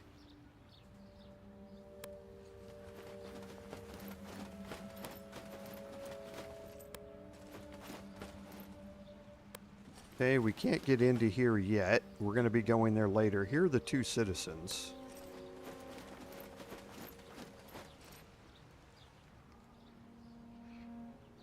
Ha! The Senard's hopping mad. Why's that? The whole week he's been waiting, and still no meeting with the Baron. Well, that's weird. Usually they meet every day at least. Like an old couple, the two of them. Okay, so you learn that there's something different about the relationship between the Senard and the Baron.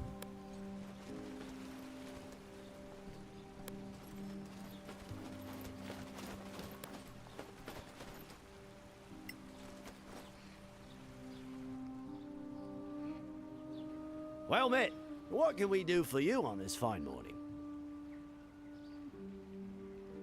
The Senard sent us to talk to you. Anything unusual in the last days? Well, the Baron came back with a bunch of prisoners. Highwaymen, apparently. I'm wondering why they didn't hang them on the spot. Hanging, eh? Would that be the normal practice? Yes. You don't need that many prisoners to make them talk, if you ask me. We should go. Pleasure doing business with you. Stay in the light. Okay, so we've got two more, or another citizen right over here.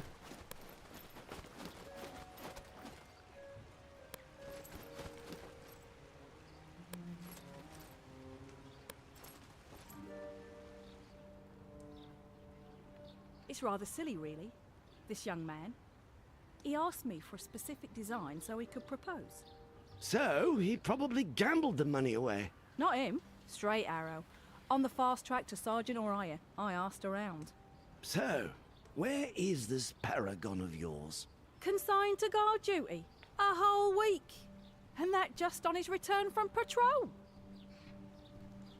Okay, so the patrols have been longer and people are getting reassigned when they come back. Now, if you remember, we need to find a maid and some inn services, and that's what's right up here.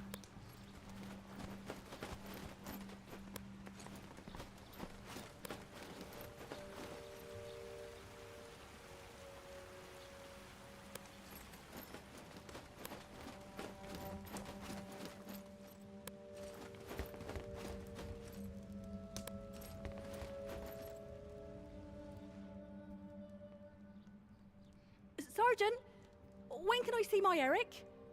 He is due some liberty. Lass, I already told you. He's assigned to guard duty. A whole week of it? And that after 2 weeks on patrol? No, he just doesn't want to see me anymore. Now, lass, don't you fret. It's not that at all. The old man has his whole patrol on guard duty in the basement ever since they came back. Something's up. And whatever it is, it can't be good.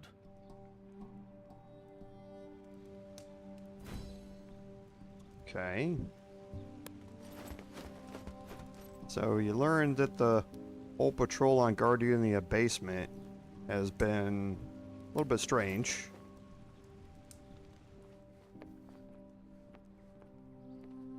Mistress Mildred, the brewer wants to know when to bring the next delivery of ale. He doesn't want it to go stale. He has his reputation to consider. If only the Stonefist had let his thirsty patrol out on leave as usual. But now, we've only got the regulars and the ale's not moving too fast. Take him 2 empty barrels and get 2 new. It's the best we can do right now. Okay, and the soldiers aren't coming to the tavern either. So now we need to go back and talk to Sergeant Nickenen.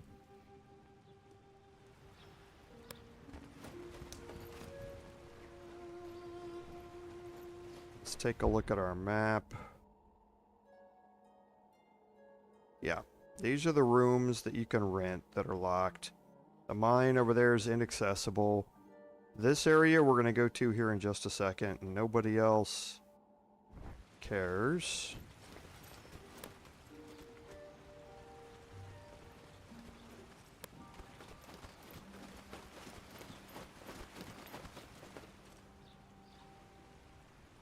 Well met again.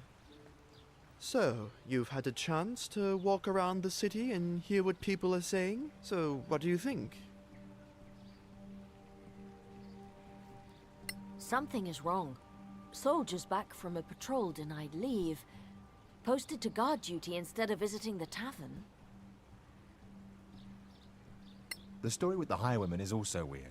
Why keep them prisoner? Normally the penalty is clear and swift. On the frontier, you don't feed idle people, particularly not scum like highwaymen. At best, you put them to work. At worst, they become fertilizer. There are 2 things I didn't mention in our last conversation. Things about Roald and the Baron. What about Roald? When you told me of Roald's death and returned his personal effects, I was speechless. Not out of grief, but because not a week before, Roald had come back from patrol. You mean, one of them is not who he seems? What about the Baron? I've known him for 20 years. I was a founding member of the company. Now, for the first time in 10 years, I am Officer of the Day posted here, and that's not all. For the last 10 years, he's always called me Joris. Now, all of a sudden, it's back to Nickenen. Something's wrong. I can feel it. Suggestions, Sarge? The Synod mentioned your mission. He and I go back a long way. So, go to see the Baron and tell him your heirloom story. I know what his normal reaction would be. So come back and we can compare notes. And if I were you, I wouldn't mention Roald, the caravan, or anything else. Clear skies to you.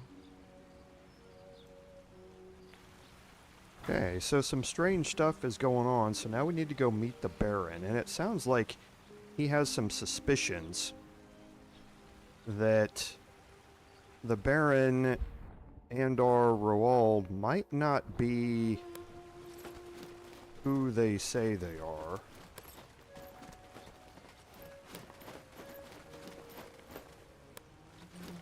Okay, so now this door's open and the Baron's waiting for us.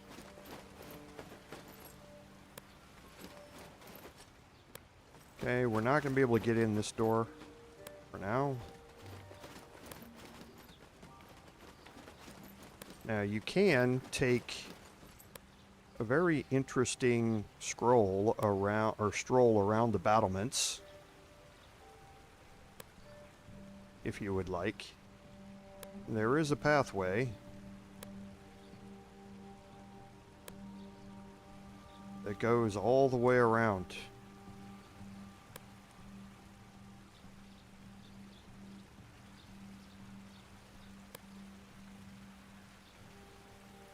It doesn't go anywhere, and it ends right here, I believe. Yeah.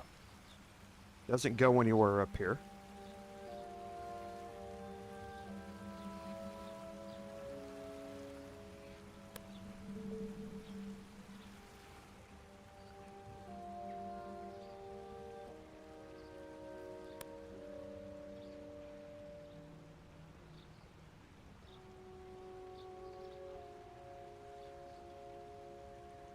We'll head to the other side.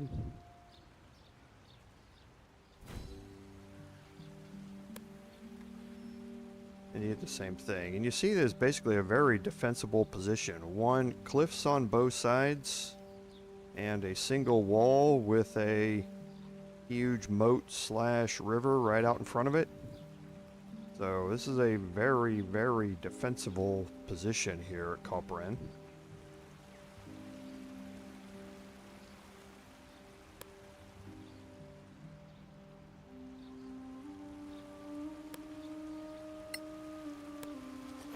Okay, so let's head upstairs.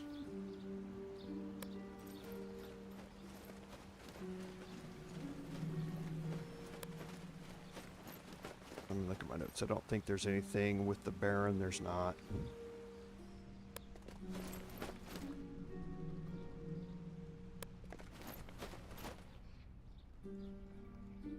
Greetings, adventurers.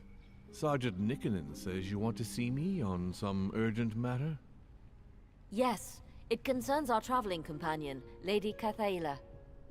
Then let her speak for herself. My lord, before the cataclysm, this valley was in the care of my family. Alas, only a few of us managed to survive, and none at all in the valley. A sad tale, my lady, but not uncommon. Those were dire times. My father passed away recently. Upon his deathbed, he mentioned some family heirlooms left in a hidden room somewhere in the fortress. With your leave, my lord, I would like to search for this hidden room and retrieve my family's belongings. Out of the question. This is my castle, and all in it belongs to me. Now begone, and be glad that, as a guest, you are protected by our customs. Otherwise, your impudence would land you in the dungeon. Okay, so He's not rude. too But welcoming he's a dwarf, there. after all. So now we need to go back to Sergeant Nickenen. Oh, he's right here, actually. My fault. Ah, you're back. How did the audience go? Clear skies. Well, he didn't imprison us, just threw us out. Just threw you out? That's not like him at all. Oh? He's not always so generous to strangers? No. Just pragmatic and smart. Pragmatic? It would be cheaper to let you find the heirlooms under close escort. He'd demand a fee, but it's easier than having to search for himself. Smart? Of course, smart. If we assume Lady Kythaela's story is true, then arresting her or coercing her could have drawn the ire of an elven clan. A pretty stupid move for stuff which might only have sentimental value, so not like Dromnir at all. Fine, what do you suggest? Let me make some preparations. You go back to him tomorrow, as envoys of the Legacy Council.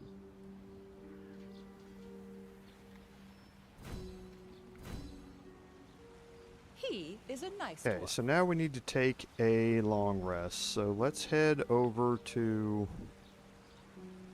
the inn.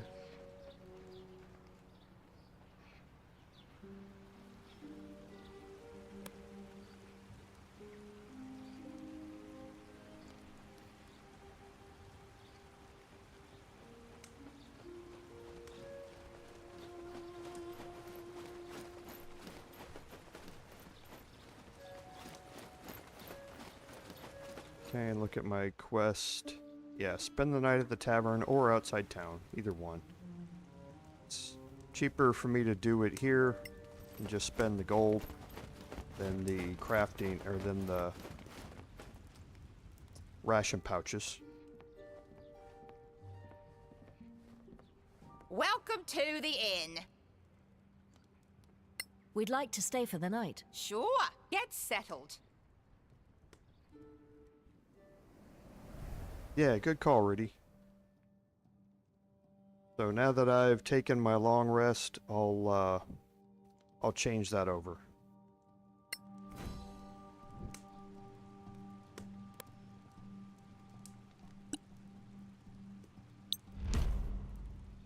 So, oh, it's giving me 2. Great. It must have reset them entirely last time. So, we'll take the halberd and we'll change this back to the longsword.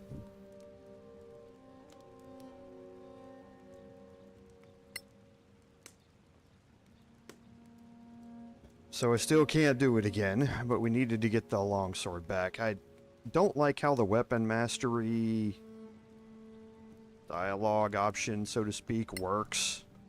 I don't like that. But my own fault for not paying more attention to it.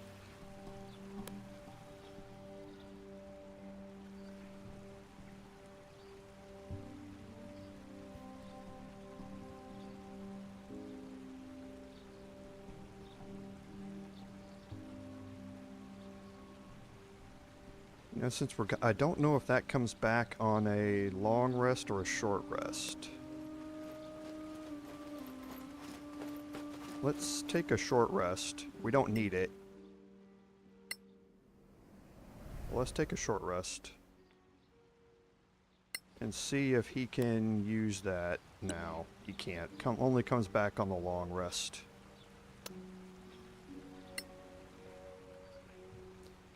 Well, the pushback thing isn't going to be that big a deal right now, so not too worried about it.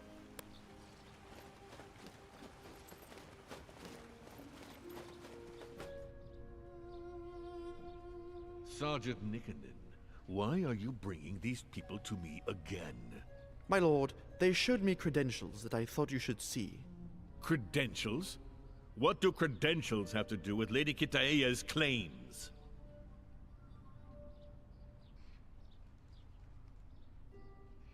My lord, we are deputies of the Legacy Council. And the Legacy Council interferes in Coparann's affairs? Quite the contrary, my lord. The Council would appreciate Coparann's help. Why didn't you say so yesterday? We do not flaunt our allegiance unless there is need, my lord. Lady Kythaela has agreed to help the Council in a delicate and vital matter. And what is that? Historical research. Those baubles have some historical value? We believe so, my lord.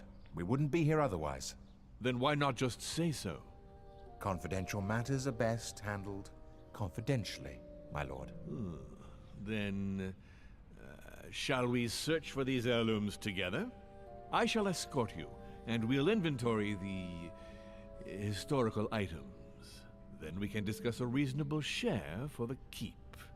That would be more than fair, my lord. Then please, lead the way. Where should we start? In the basement, my lord. Let's go then. Nikkonen, you were right to bring them to me. Now back to your post. Yes, my lord. Okay, so now we end up in the basement here. Now, we're going to quickly find ourselves in a situation here because, again, we kind of think something about the Baron.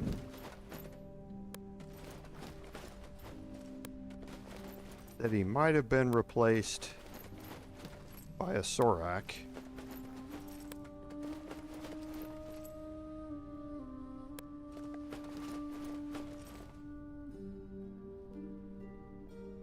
Okay, so we're just going to take a little bit of time and kind of walk around out here.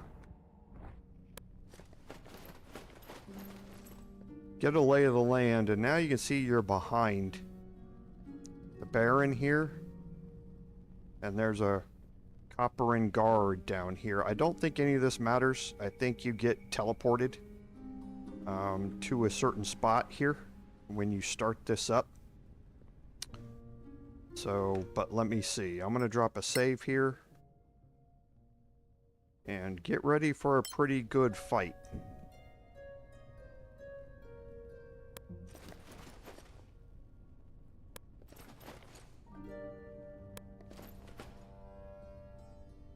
Here, this is the place. And so near the dungeons. How subtle. And fitting.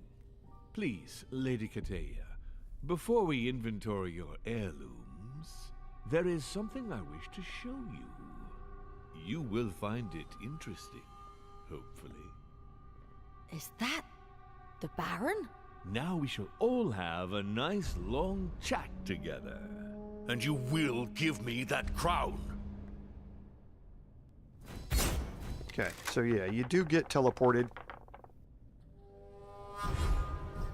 We rolled really well in front of everybody, which is good.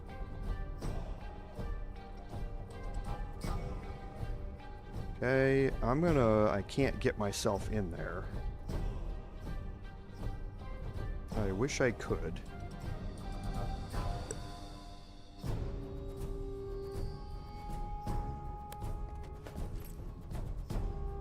So now you can see that we have a Sorak infiltrator that has taken over the Baron. You can also see that Joris has joined us in this fight.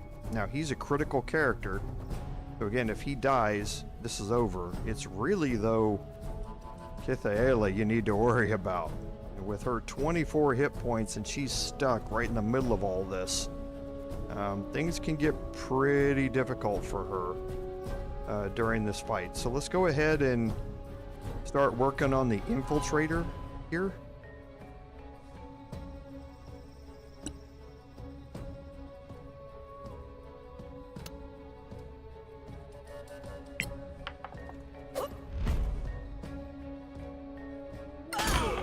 Again. Okay, so now he's got Doomblade Cut active as well.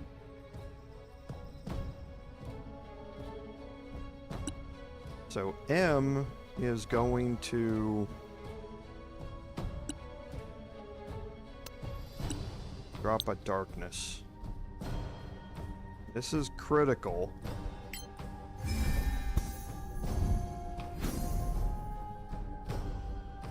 Okay, to helping to keep her alive.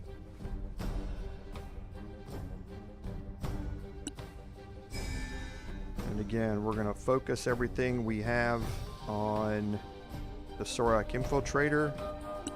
Try a stunning strike. Great, missed.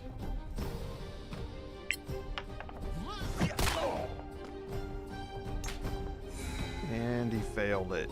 So he's stunned. Exactly what we wanted to see.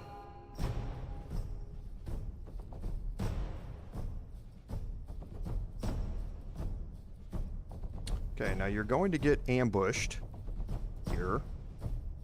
Now that he's stunned...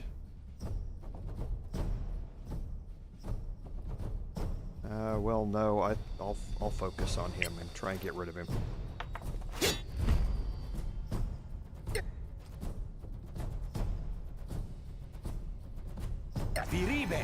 Well done. Okay, so yeah, good. Took off 53 of his hit points here. Kythaela, again, we're going to kind of just keep her out of the way here as much as we can.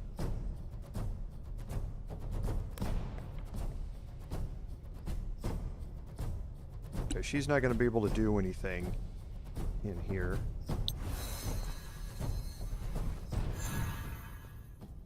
Okay, I'll give her some extra hit points though.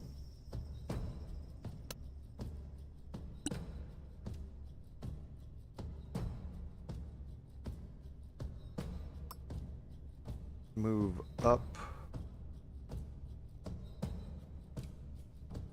I think she'll still be in the darkness up here. Yes.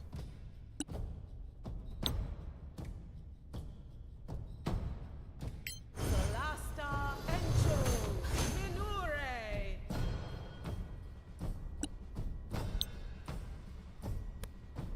Solasta Evo. Got ya. Outstanding.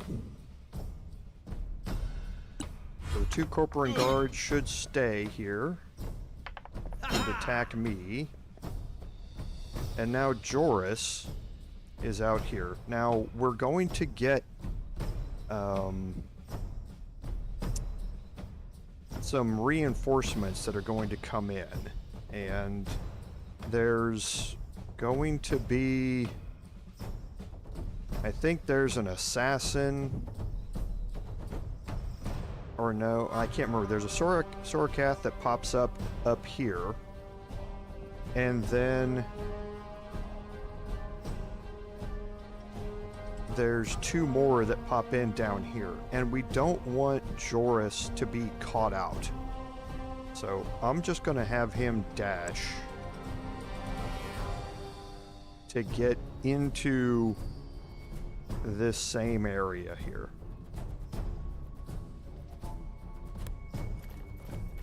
Now he's going to have disadvantage because he can't see in the dark. Okay, but it's going to keep people from shooting at him as well.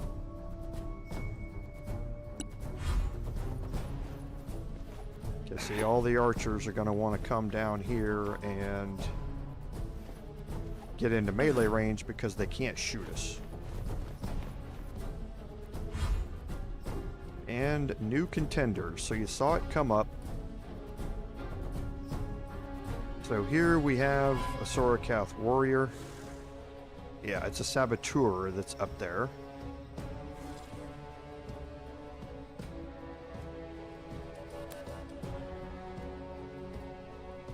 And there's the assassin right there. So if he'd have been here, he'd have been caught between a couple of really powerful enemies, especially with the assassin.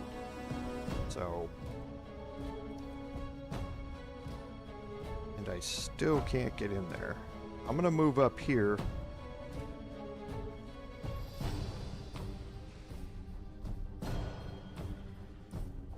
Actually, I'm not sure if that's in darkness anymore. It is. So hopefully the assassin comes after me with my 20 armor class, and that might give me the opportunity next turn to get into here where the slashing flourish is going to hit everybody.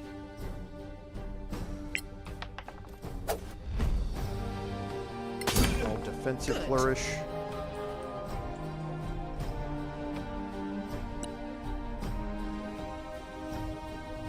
Okay, M is just going to drop flurry of blows here. We'll work on this one here. There's a crit. A telling blow.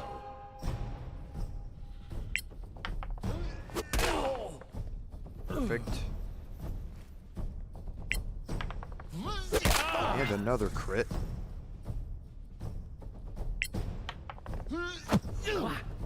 And a miss. Okay, now here's the assassin. Okay, we'll take the attack of opportunity.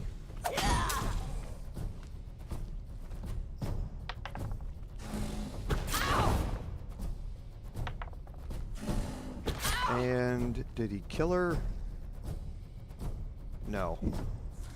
So now you see what I mean about keeping her safe. It's a bit of a problem. So Rudi's gonna have to come over here and go after the... Because this Sorakath is way down there, so he's gonna have to... Boy.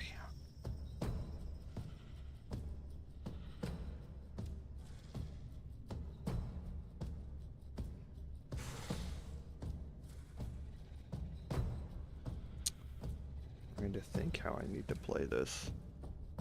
He's got 20 hit points.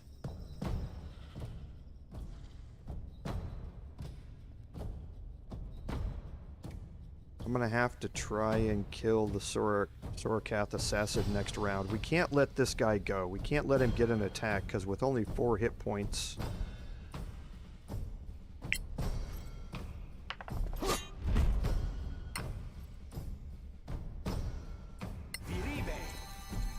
I trained hard for this. Oh.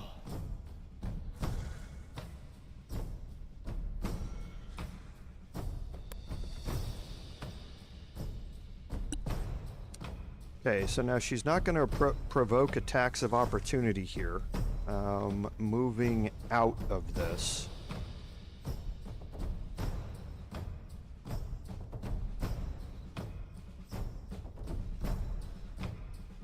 So I might try and just run her away.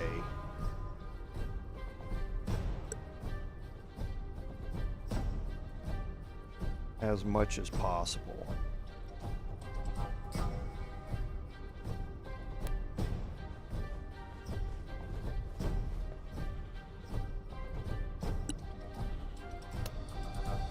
That way, if the assassin chooses to go after me, he's going to have to provoke an attack of opportunity from Rudi, and we're going to get a couple of other attacks on him beforehand, and maybe that'll kill him.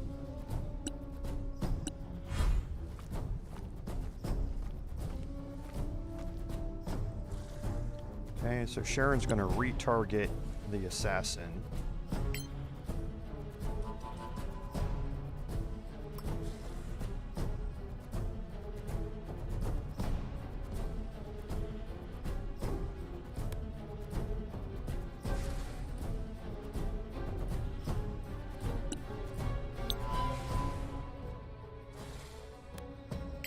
Solasta, Evo. Oh, that hurt.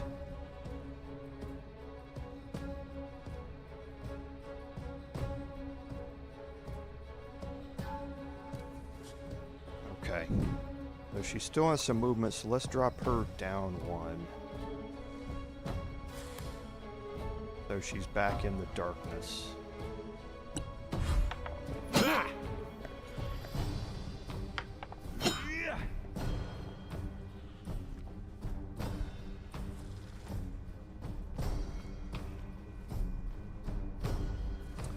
Okay, so again, Joris is blinded right now, but let's see.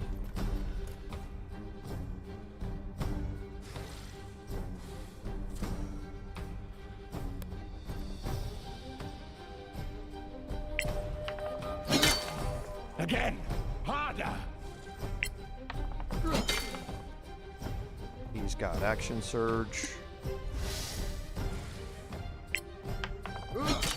Perfect. Now, can we get him back in the darkness? We can.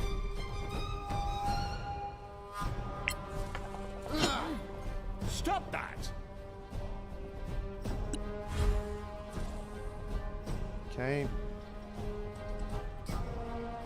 So, new reinforcements here with a warrior. Okay, so again, we need to get this warrior incapacitated here, if we can.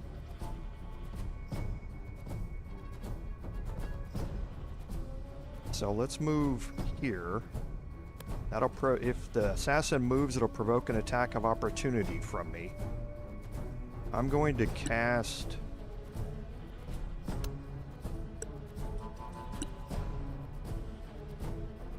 Hideous Laughter here. Okay, this is a wisdom saving throw. This is a Sorakath warrior.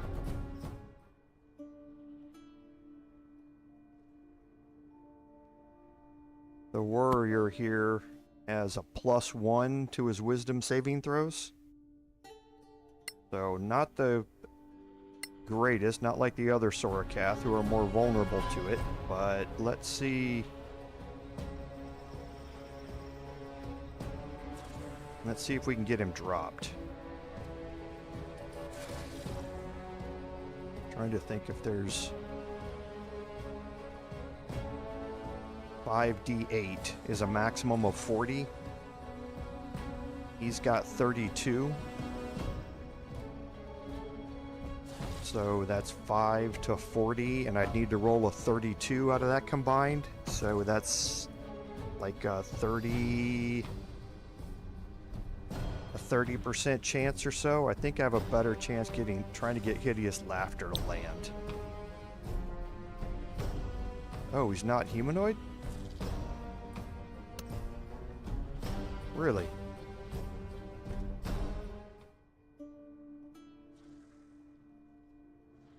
They're monstrous. Oh, some of them are different.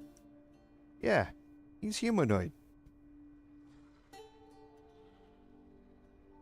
Yeah, the Abomination is a monstrosity, but the Sorakath warrior is a humanoid.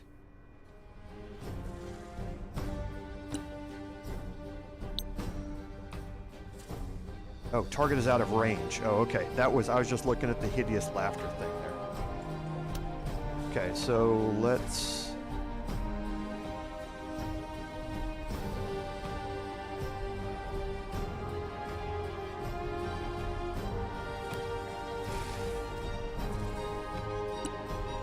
see if we can get this to land. Outstanding.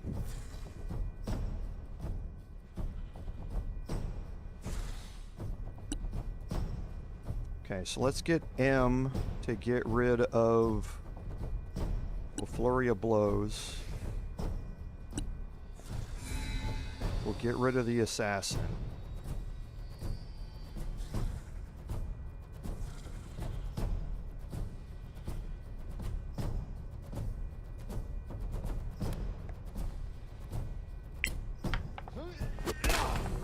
Okay, he's dead. Now let's move down here and start working on the warrior. Okay, failed his wisdom save. There's got 22 hit points left. Try and get a stunning strike on him. Well, Failed his wisdom save again, and he's stunned. Outstanding. Okay, and now we'll get him back in there, because he is now stunned and incapacitated. So he's not going anywhere this turn.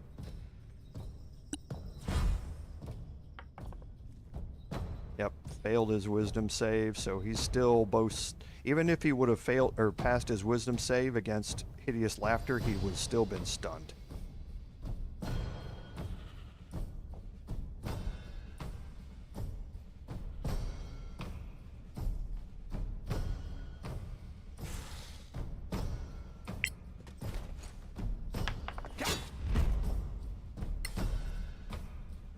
Viribe.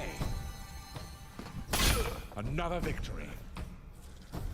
Okay, we'll move over here in front of the warrior. Actually, we'll move here. No, we won't. move here. So Kythaela is going to stay here. May as well move back a little bit more even.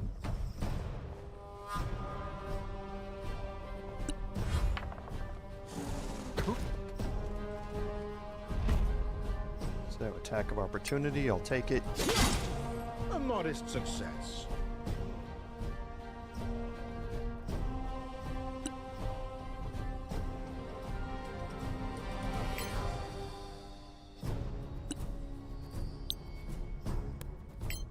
Try and get rid of this warrior here.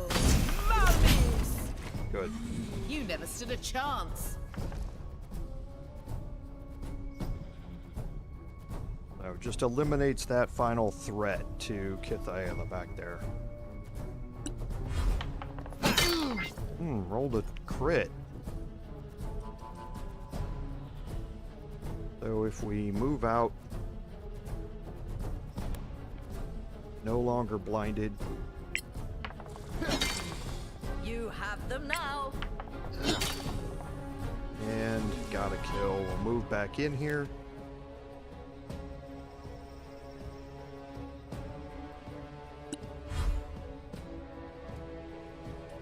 Okay, and we have one more warrior that showed up.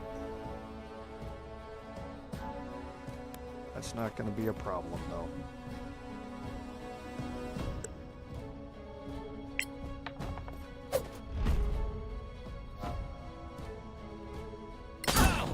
Lucky?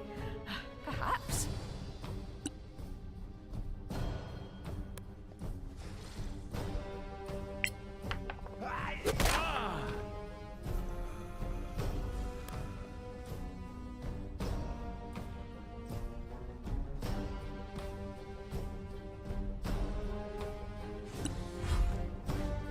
He's dashing. He's not going to attack this turn.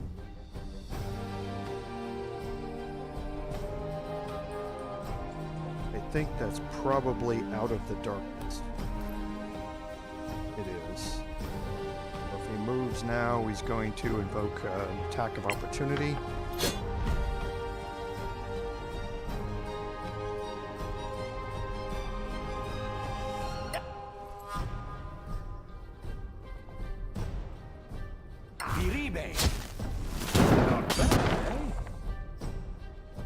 Passed his strength save, which is unfortunate, but took a huge amount of damage.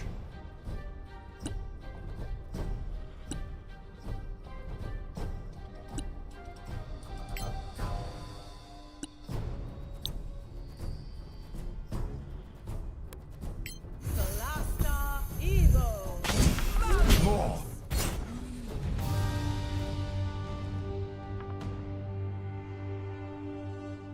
Okay, we'll get him to drop his darkness. Okay, so you can see how that fight can go interestingly. If I was going to do that fight differently, what I would do is I would focus the archer up here and move Kythaela back here with a dash on the first turn. I couldn't do that because of the initiative order, but that's what I would try to do, to get her out of the way and kill this guy before he can move back towards her. And then kind of move the whole fight, you know, back here a little bit, so that when that warrior shows up down here, you're right next to him and he comes after you and not Kythaela. She's just squishy as all get out. Just is what she is.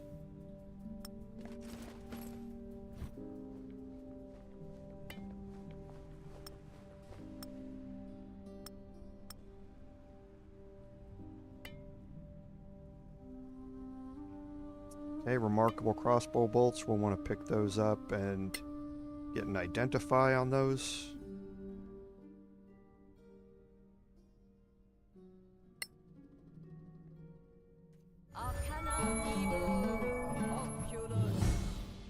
Okay, so they're bolts +1.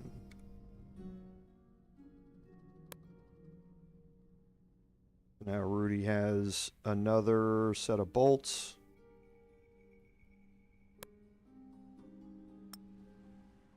That he can use if necessary. Okay, so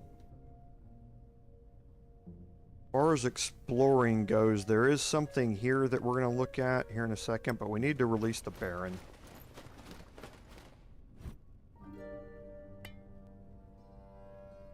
Oh, Asherdallen Stride. Nice. I love some of these new spells that they've added into the game.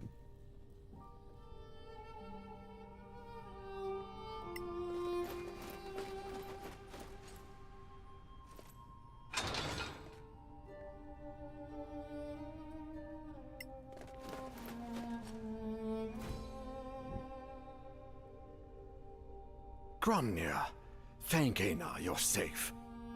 Yes, I am. Thanks to Joris and these adventurers, it seems. Thank you. Now, old friend, go see Atima with Joris. No, I'm fine. I knew you'd say that. I am the Seynard, and you shall resume your duties. Only if our cleric says you're fit. But... No buts. I shall secure the keep and the valley till you're back. As for you, my friends, find Lady Kythaela's belongings and meet me in the throne room. Straight true. Okay, so now we have the opportunity to explore a little bit, and we have another moonlight puzzle here to deal with, and there are two different sets here. So there's also here. I don't know if we can activate this right now. Let me see if we can, or if we have to wait.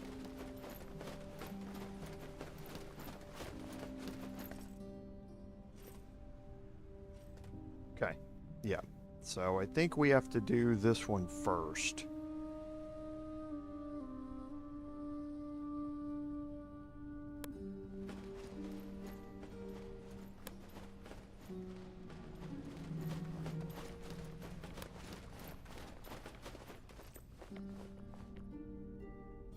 Okay, so a chest over here.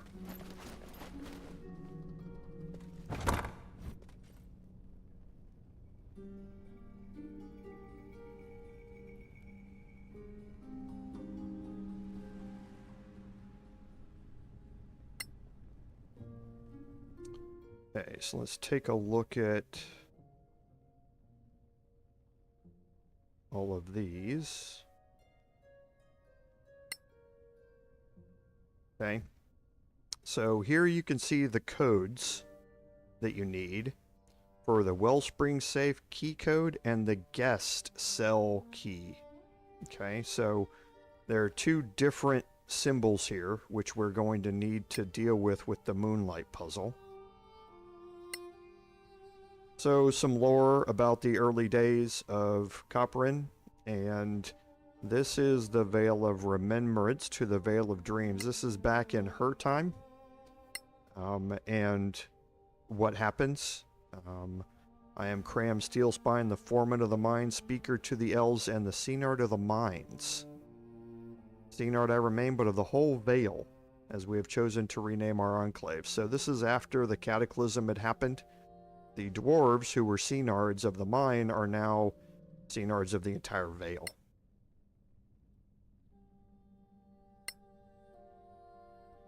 And I don't know of any use for this. In my mind, I don't think it's identifiable. It's not. Okay, so let's head over here and open this up. So the first set of symbols here. Okay, so you need to combine these things to make it work. So this one here has a stem coming out of the bottom.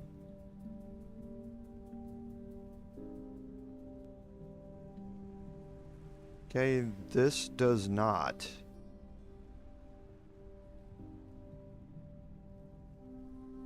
Yeah, it does. Yeah, it does. So this gets you...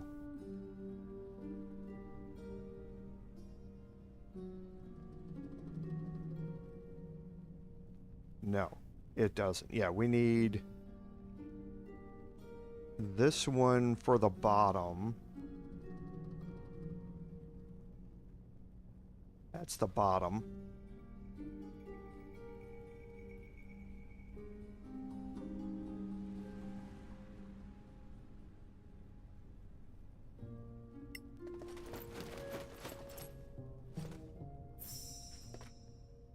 Okay, this gets us the top section, right? Yes, this gets us the top.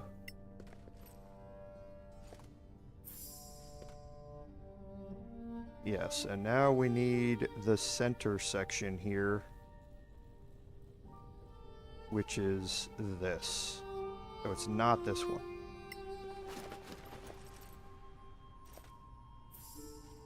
Okay, and that's going to open up that door.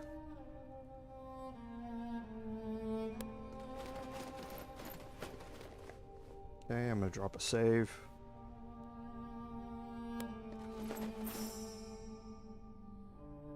Tell us, Lady Kythaela, what did you find? A gem? This is my spell book. I remember. A wand, a robe, some money, as well as a piece of paper. What does it say? I don't know. There is only one word written on the paper. Adrastio. Is that another place? I'm not sure. I feel the pull coming back.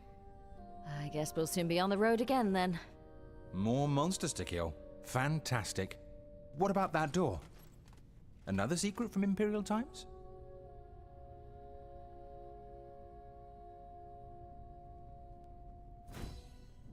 Okay, so in here we have a chest over here.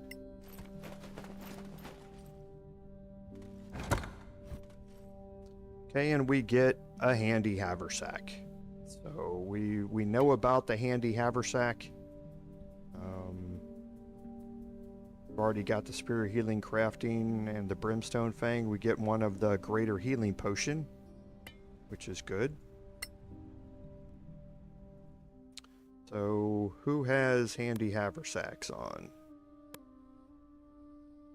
Okay, so it's just her.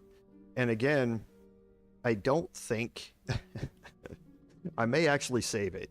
You know, I may actually do this. I would seriously doubt that they've implemented this. But it would be really, really funny if they did. So, I'm just going to drop another save. Oh, because I don't think you can't open this. That's right. You can't. All it does here is does carrying capacity. Because, again, if you take a handy haversack and you put it inside of a bag of holding, or vice versa, you take a bag of holding and you put it into the handy haversack, it will destroy them both. And it will open a portal to the astral plane. So, like I say, in one of my tabletop adventures, I used that trick to bypass a huge campaign that the DM had set up for us to try and be able to get to something to open a portal to the astral plane, and I bypassed it entirely. The DM was so pissed off when I did it. Because he didn't realize or had forgotten that thing existed as a mechanic, and he was so upset at me when I did it. But then, you know, he also gave us props, or gave me props at the end for remembering it was a thing, and said that's kind of what D&D is all about. But the haversack is going to get me a carrying capacity multiplier of 1.8. So I'll put that on Rudi just in case we ever run out. Carrying capacity. We now have another 432 over here. on Rudi. So let's get this crafting opened up. I think we're good.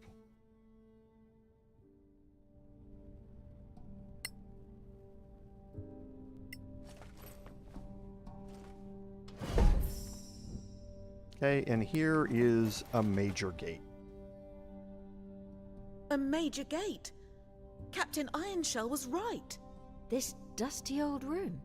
Yes, look at it. It's perfectly intact. It is locked, though. Well, how do we unlock it? You need to use its name. It would normally be engraved nearby, but this was a private, secret gate. So, we can't use it? I know its name. This was my family's. So? Once you get me to my master, I'll give you the name. I guess that's fair. And then we teleport to Caer-Kiflin. Well, that's fantastic. I'm not sure the Synod would want to wait. Then I'll give him the name. But you still need to stay with me. She's tough, but at least she doesn't sound crazy anymore. Watch your words, you... Never mind. Okay, so we can, once we're done, once we go and talk to the Baron, we'll be able to utilize this major gate. But for now, we want to go back here and turn these off.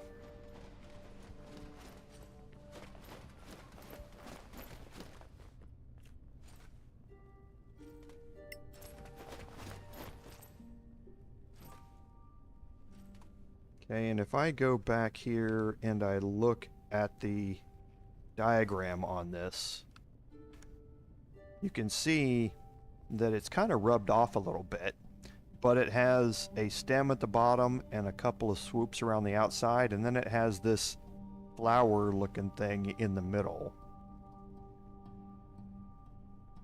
So the only one that has the stem at the bottom and the swoops on the side is this one, so we're going to leave that one lit. But then now this is where we need this symbol.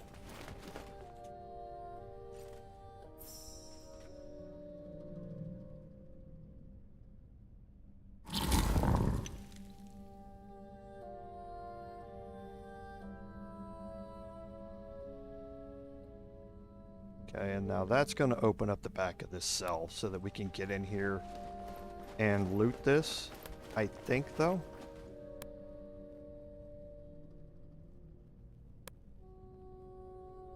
Nope, she needs to move around it too.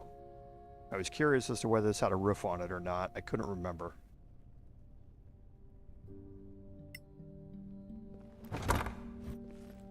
Okay, so a diamond, a magnificent dagger, and another primed scimitar. We'll take the dagger, we'll move it over. We'll identify it quickly.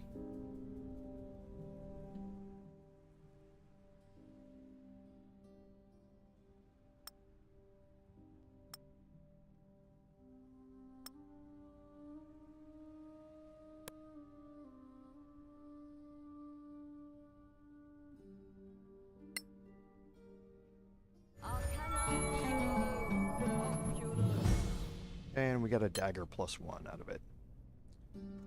And one thing I also wanted to look at is, what are her proficiencies? Simple weapons and light armor. Okay, shouldn't have gotten out of the inventory.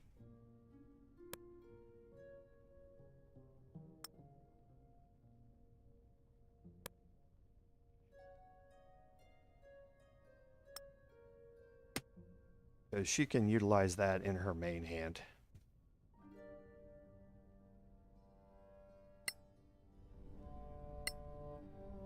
Okay, and I think that's it down here. Look and make sure. Yeah. Let's head over here and we can head up.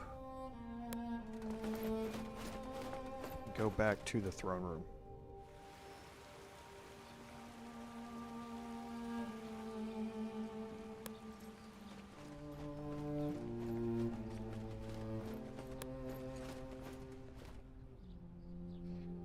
Lady Kythaela, dear friends, words are not enough to convey my thanks. Your swift action has saved my life, and our Vale. We shall be more wary of the Council's warnings. The Council warned you? Indeed. I thought they exaggerated, alas. If anything, they weren't loud enough. Sorax are real. You saw them with your own eyes. Their presence was a clear message. Be wary. Be careful. True. We won't let our guard down. How does this change your position? Do you plan to join the Council, or simply to help us in our endeavors? We shall join. The discovery of the hidden gate will allow us to communicate swiftly. But enough about matters of state. The Synod has the right of it. The only benefit of power is the ability to reward friends. And true friends of Coparann you have proven to be. Thanks for your kind words. We feel quite rewarded. You are hereby granted permanent citizenship of Coparann, with all associated rights, as well as free use of our rediscovered gate. The keys to the town, maybe? And these gems from our mines are well suited to holding enchantments. Go forth on your journey with our blessings. Many thanks for your generous gifts. May Einar watch over Coparann. Okay, so if you look up here, so the Principality of Masgarth is now got another +10. So we're at 87. That gives us the Living Legend tier here. We also got Stardust and a Diamond of Eli.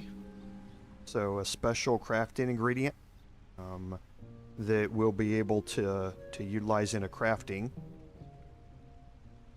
But the Living Legend tier...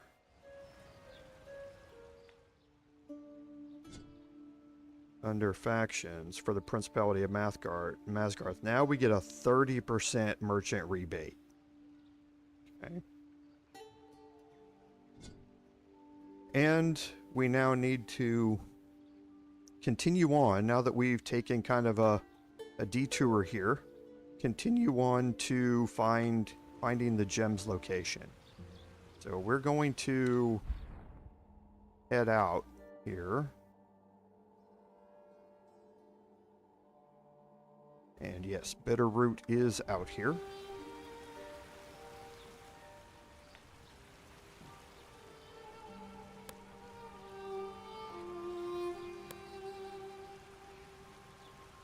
I'm gonna go spend the night at the inn. And there's Bitterroot, good. Let's head down here and go to the inn real quick.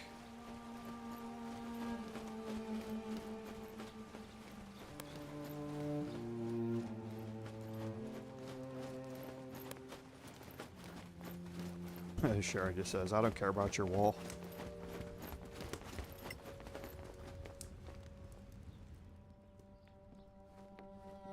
Welcome to the inn. We'd like to stay for the night. Sure, get settled.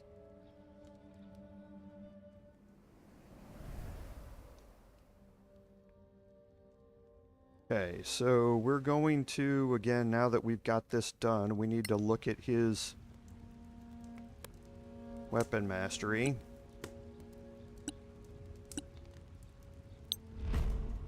And we'll click the mace, and then do weapon mastery. Change it to heavy crossbow.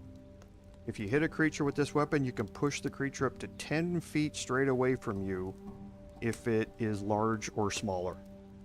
Okay, so again, kind of a repelling attack. The longsword is great, and I'm not going to click on this. Oh, I can't because it's already been selected, so it's not in the list. But each weapon mastery does different things. I mean, not everyone does different things, but each group does different things. So, a halberd here, if you hit a creature with a melee attack, you can make a melee attack roll with weapon against a second creature that is also within reach. So it's kind of like sweeping edge. So that it allows you to hit multiple enemies with an attack. So they all do slightly different things. And the being able to push somebody away is a really good thing for me to have.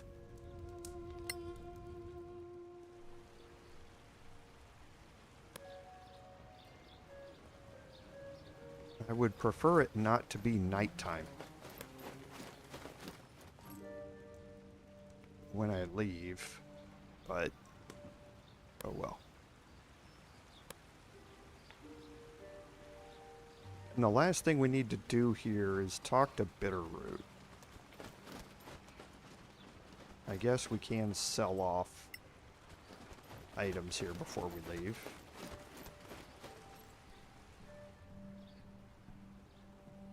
Well met, what can we do for you on this fine morning? What do you sell?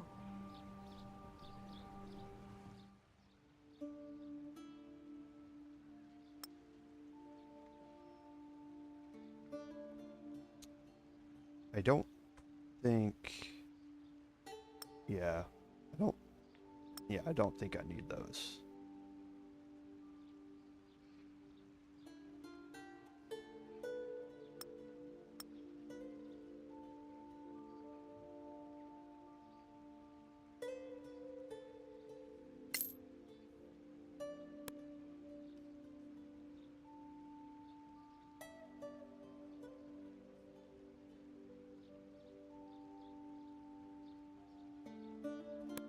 He can sell his backpack.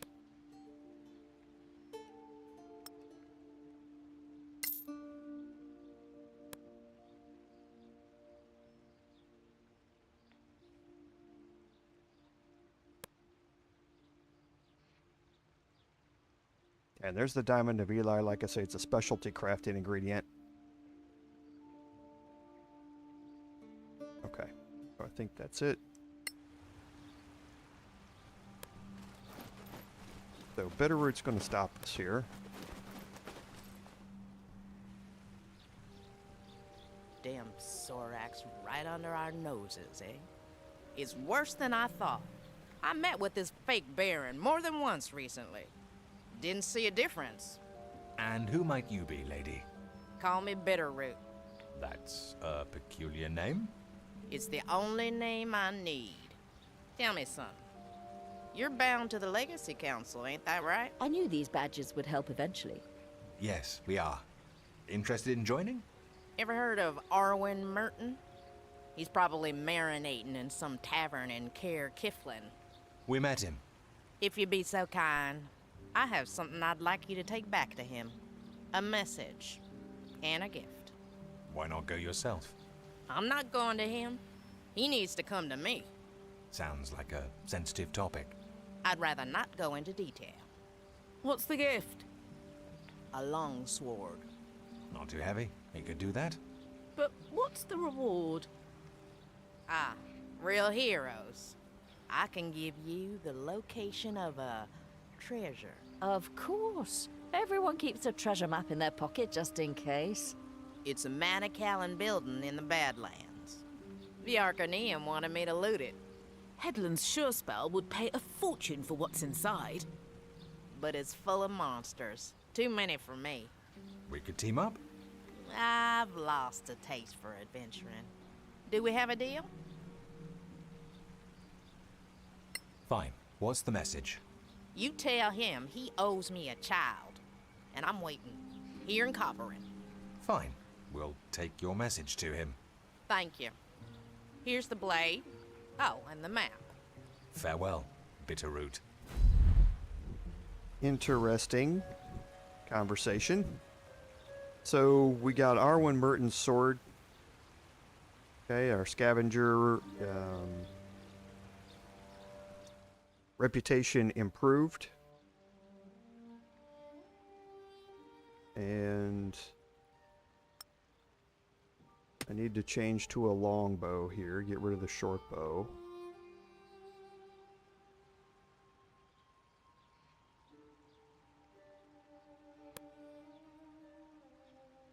Okay, and here's Arwen Merton's sword. Okay, so it does 1d10 lightning damage. Okay, as a longsword. So pretty good. You're not going to be able to keep it forever. But while we've got it, why not use it?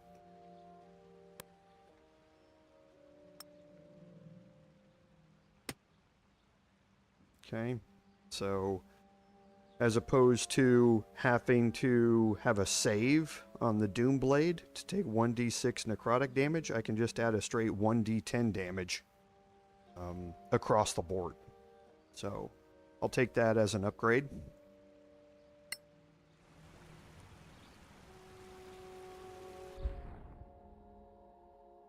And I think that's it.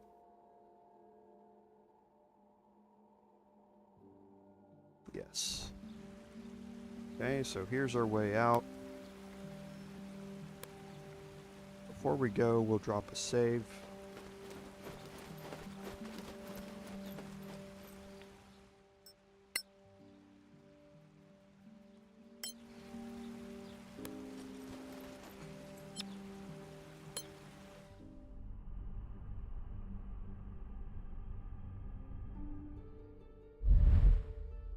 Okay, and there's the Master's Fortress, the place that we finally want to end up at. So we have 35 units, so we should be fine.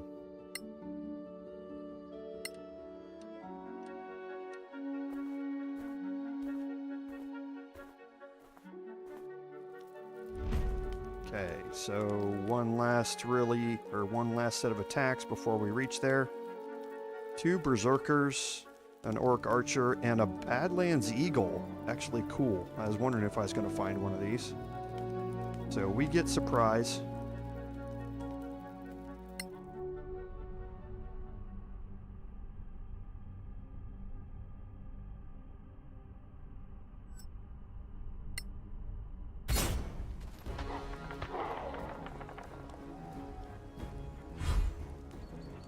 Okay, and again, now Kythaela, you can see, no longer has 24 hit points.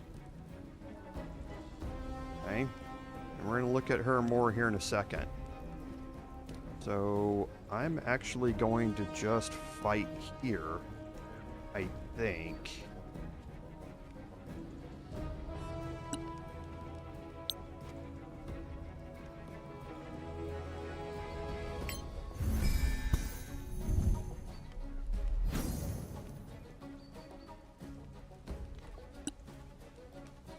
Okay, we'll take Sharon up a little bit.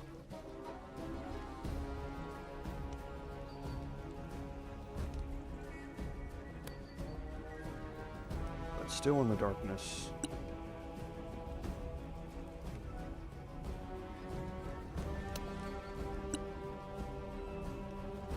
Oh, because I need to fix that. Oh, come on. A series of misclicks. Yeah, I need to fix that. I don't. So here's what I'm going to deal with. So I'll show you. I don't think I can do it now, but I'll look.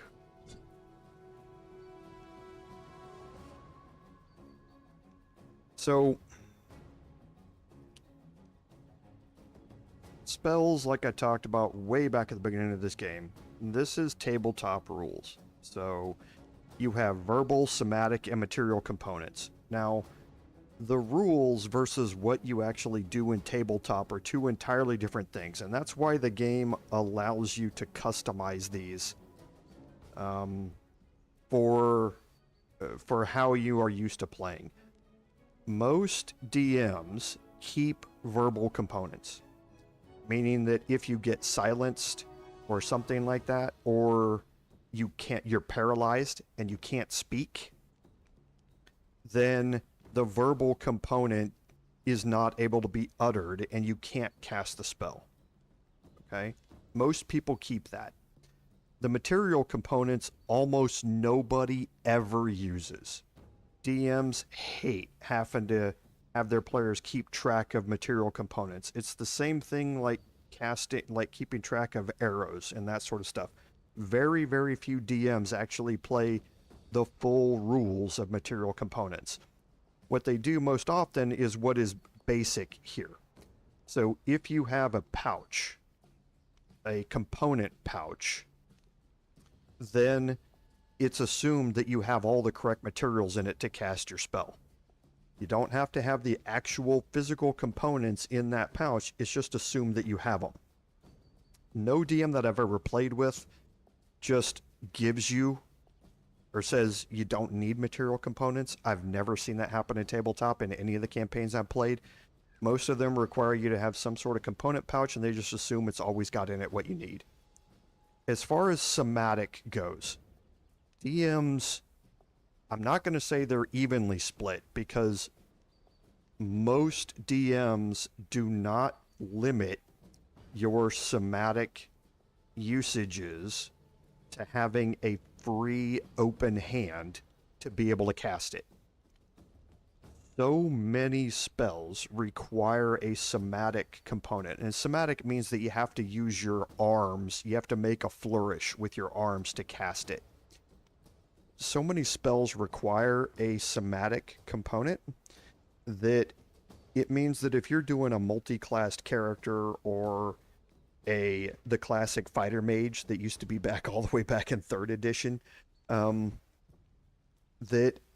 it makes the somatic spells useless, because you're normally using a shield and a sword, or you're dual wielding or something like that. So most DMs disable the somatic requirement, that you do not have to have a free hand to cast it. However, they enable it in the thing that if you can't make a flourish with your sword in your hand, or your sword and your shield in your hands, if you can't do something, like if you're paralyzed, then the somatic component will not work. Okay, I'm going to disable somatic components here. Basic is what I'm used to playing with. Verbal components, I think full is good. So I'm going to apply this. So now, like my paladin, you'll see here in a second, he's going to be able to cast spells that require a somatic component, even though he's got a sword and a shield. Okay. And that's what I was trying to deal with. But I just misclicked and... Solasta Evo! That's fashion. And the same thing for me, using a sword and a shield. Now see, all of my cantrips and spells are available to me. Whereas if it was on, I wouldn't be able to cast anything that has, like that, verbal, you see the VSM components? It's got a somatic component. I wouldn't be able to cast Hideous Laughter when I'm wearing a sword and a shield.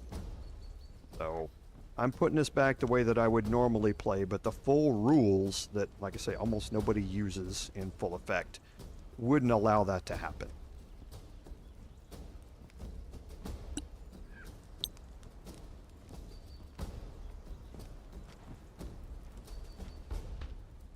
Arcana Enjo Minure.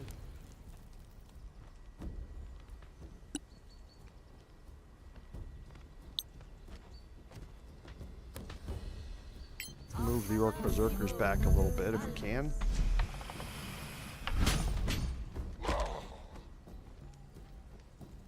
And I'm going to move over here and get ready for this group to come to me. And again, the same thing with Rudi. He can now cast all of his spells. Green Flame Blade, it takes a somatic component. Not being able to use it when you're doing a sword and a shield is just dumb. Same thing with Sunlit Blade.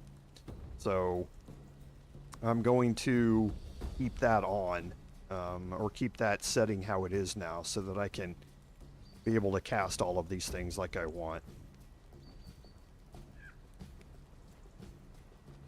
And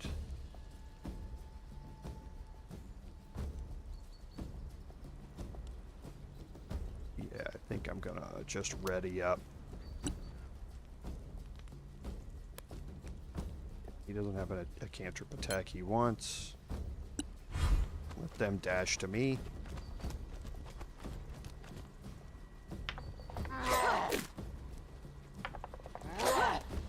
Came right after her. Did you see that? Came right after her.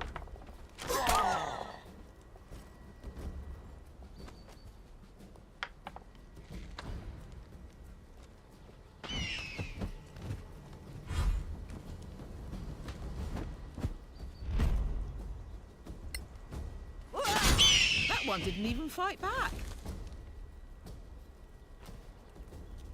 Okay, so the Orc Berserker's blinded, and now, like I say, she has 40 hit points. If you look at her spell list, oh, she has a lot more spells now.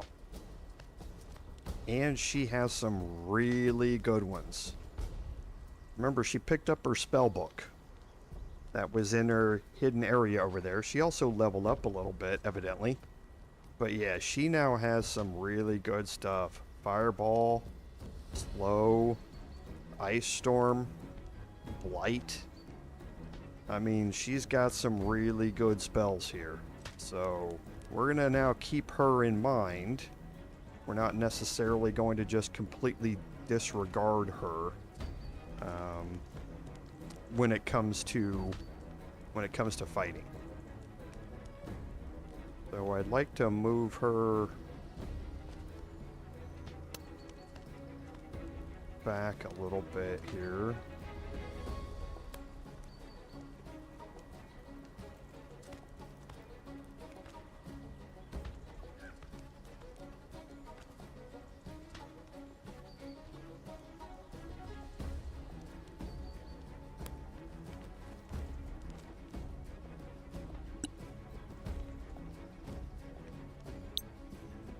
Ooh, we get to cast our first fireball, everybody.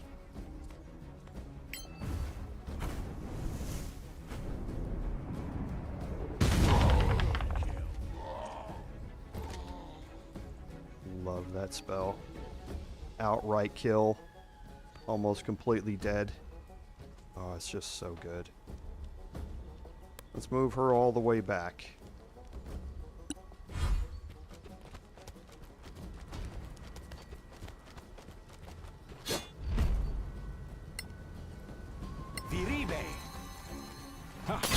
Take that, defeat. Okay, so Rudi, let's go after the Berserker that's right next to you here. We'll use Flurry of Blows. We'll try and get a Stunning Strike. Nice move. And he failed. Stunning Strike is so good.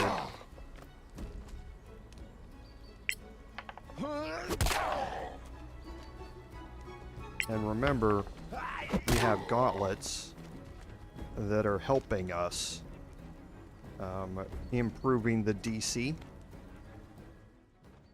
That's one of our gauntlets that we attuned. It gives us a +1 bonus to the DC of our Stunning Strike. Now Sharon is going to come back down here.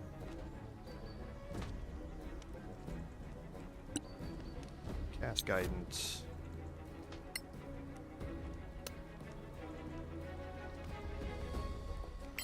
Solasta Divo Veribe.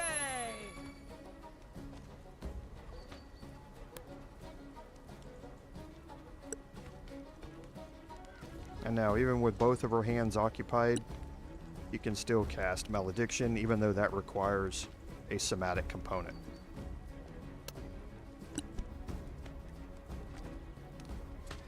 Okay, so I'm behind everybody, right? Yes, so let's get a Slashing Flourish here.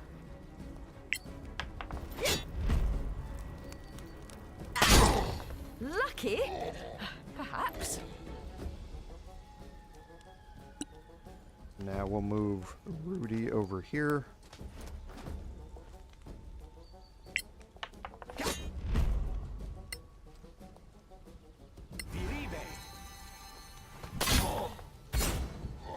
Perfect.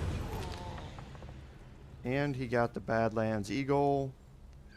He got the Orc Archer. Looks like he got everybody.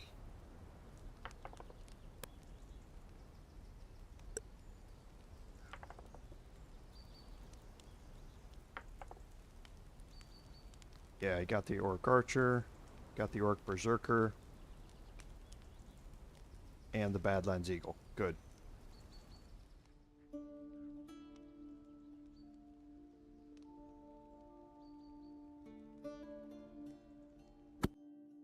So the Assassin is now full up, 4 of 4, so he's immune to being mind-controlled or mind-dominated.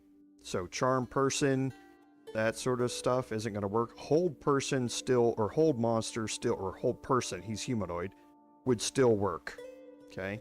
But he has Shadow of Murderer. I don't think it gives you... Oh, it does. That gives you invisibility on himself.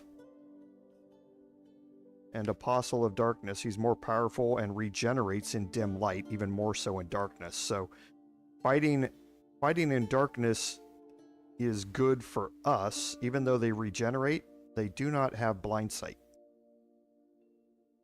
Okay, so even though they regenerate when they're in that darkness with us, they have disadvantage on all their attack rolls. The Swordcast Saboteur, and this is what he has with Doom Laughter. This is the AoE thing that they run in and cast. Makes us vulnerable to poison and piercing damage. And most of the damage, I don't know if they give damage types. Oh yeah, here it is. Piercing damage is what they do most of, but they also do poison damage, so that just makes you vulnerable to all of it. So the Minotaurs we learned a little bit about.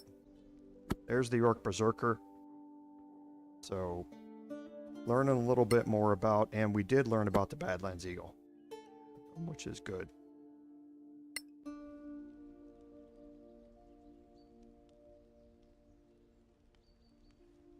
I think that's it. Okay. So let's go looting real quick.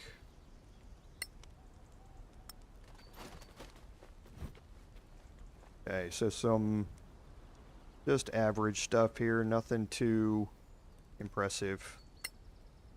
And then don't forget we have another bag down here.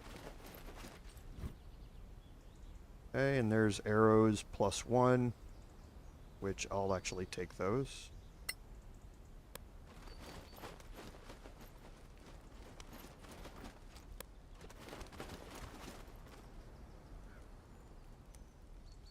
Okay, and I think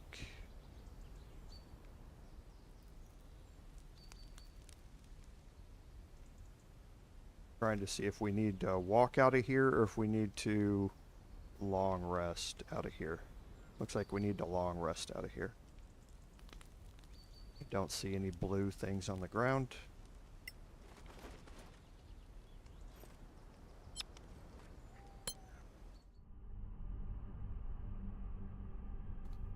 The last thing we're going to do is just get to the Master's Fortress, and then we'll and let's look at his prepared spells, because now that I'm using these, having Cure Wounds on him is probably good. Divine Favor is always good. So yeah, I think this is... Bless is good, but not right now.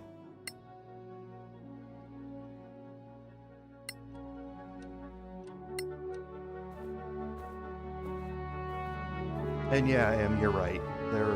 Most of the Sorakath are going to be doing piercing damage, regardless of what their weapon types look like. But yeah, good catch.